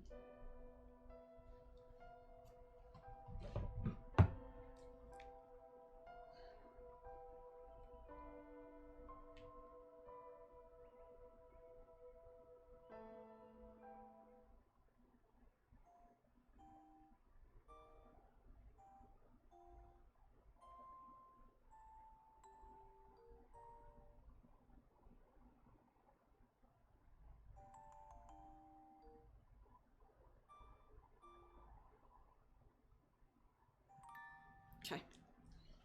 Stop being distracted. Save and load. Folks, I really wanted to keep going, but my pain flare-up has gone from bad to worse, and the painkillers have not fixed it. So today is going to be a short stream. I'm just going to go ahead and end it off here. I need to stop for a bit. Because I need to go lie down. Even sitting is not working at the moment. I need to lie down for a bit. So I'm going to say thank you very much for watching. It is very much appreciated, and I do hope that you enjoyed. Sorry for the shorter stream today, but the body wants what it wants, and my resolution is to start treating it better. So if my body says, I'm in pain and you need to lie down, sitting down isn't cutting it, then that's the tea. I will be streaming this Saturday. We'll be streaming near Replicant, where we are going to be heading off to the Eyrie. Then on Sunday it'll be Destiny 2. It is our last day before Season of the Splicer, which I'm very excited for. So we will be finishing off whatever we need to finish. Then on Tuesday it'll be Final Fantasy XIV, where I've officially decided that I am going to start catching our shard up. So I'm going to be starting with MSQ and then moving on to everything else on him. And then next Thursday will be more Higurashi When They Cry, Yoigoshi, where we will continue to find out who all these different people are that have gathered here together in this ghost town for reasons as of yet unknown. And part of me is thinking maybe extra long stream next week to make up for it, and then part of me is also thinking this is the end of week 6 of term for me. I've got 4 weeks left, which means I'm starting to enter like the final project, final paper zone. So we'll see how I feel next Thursday. Anyway, take care. Thank you very much for coming along. Do have a wonderful evening and be excellent to each other. Thank you very much for watching, and I shall see you guys on Saturday.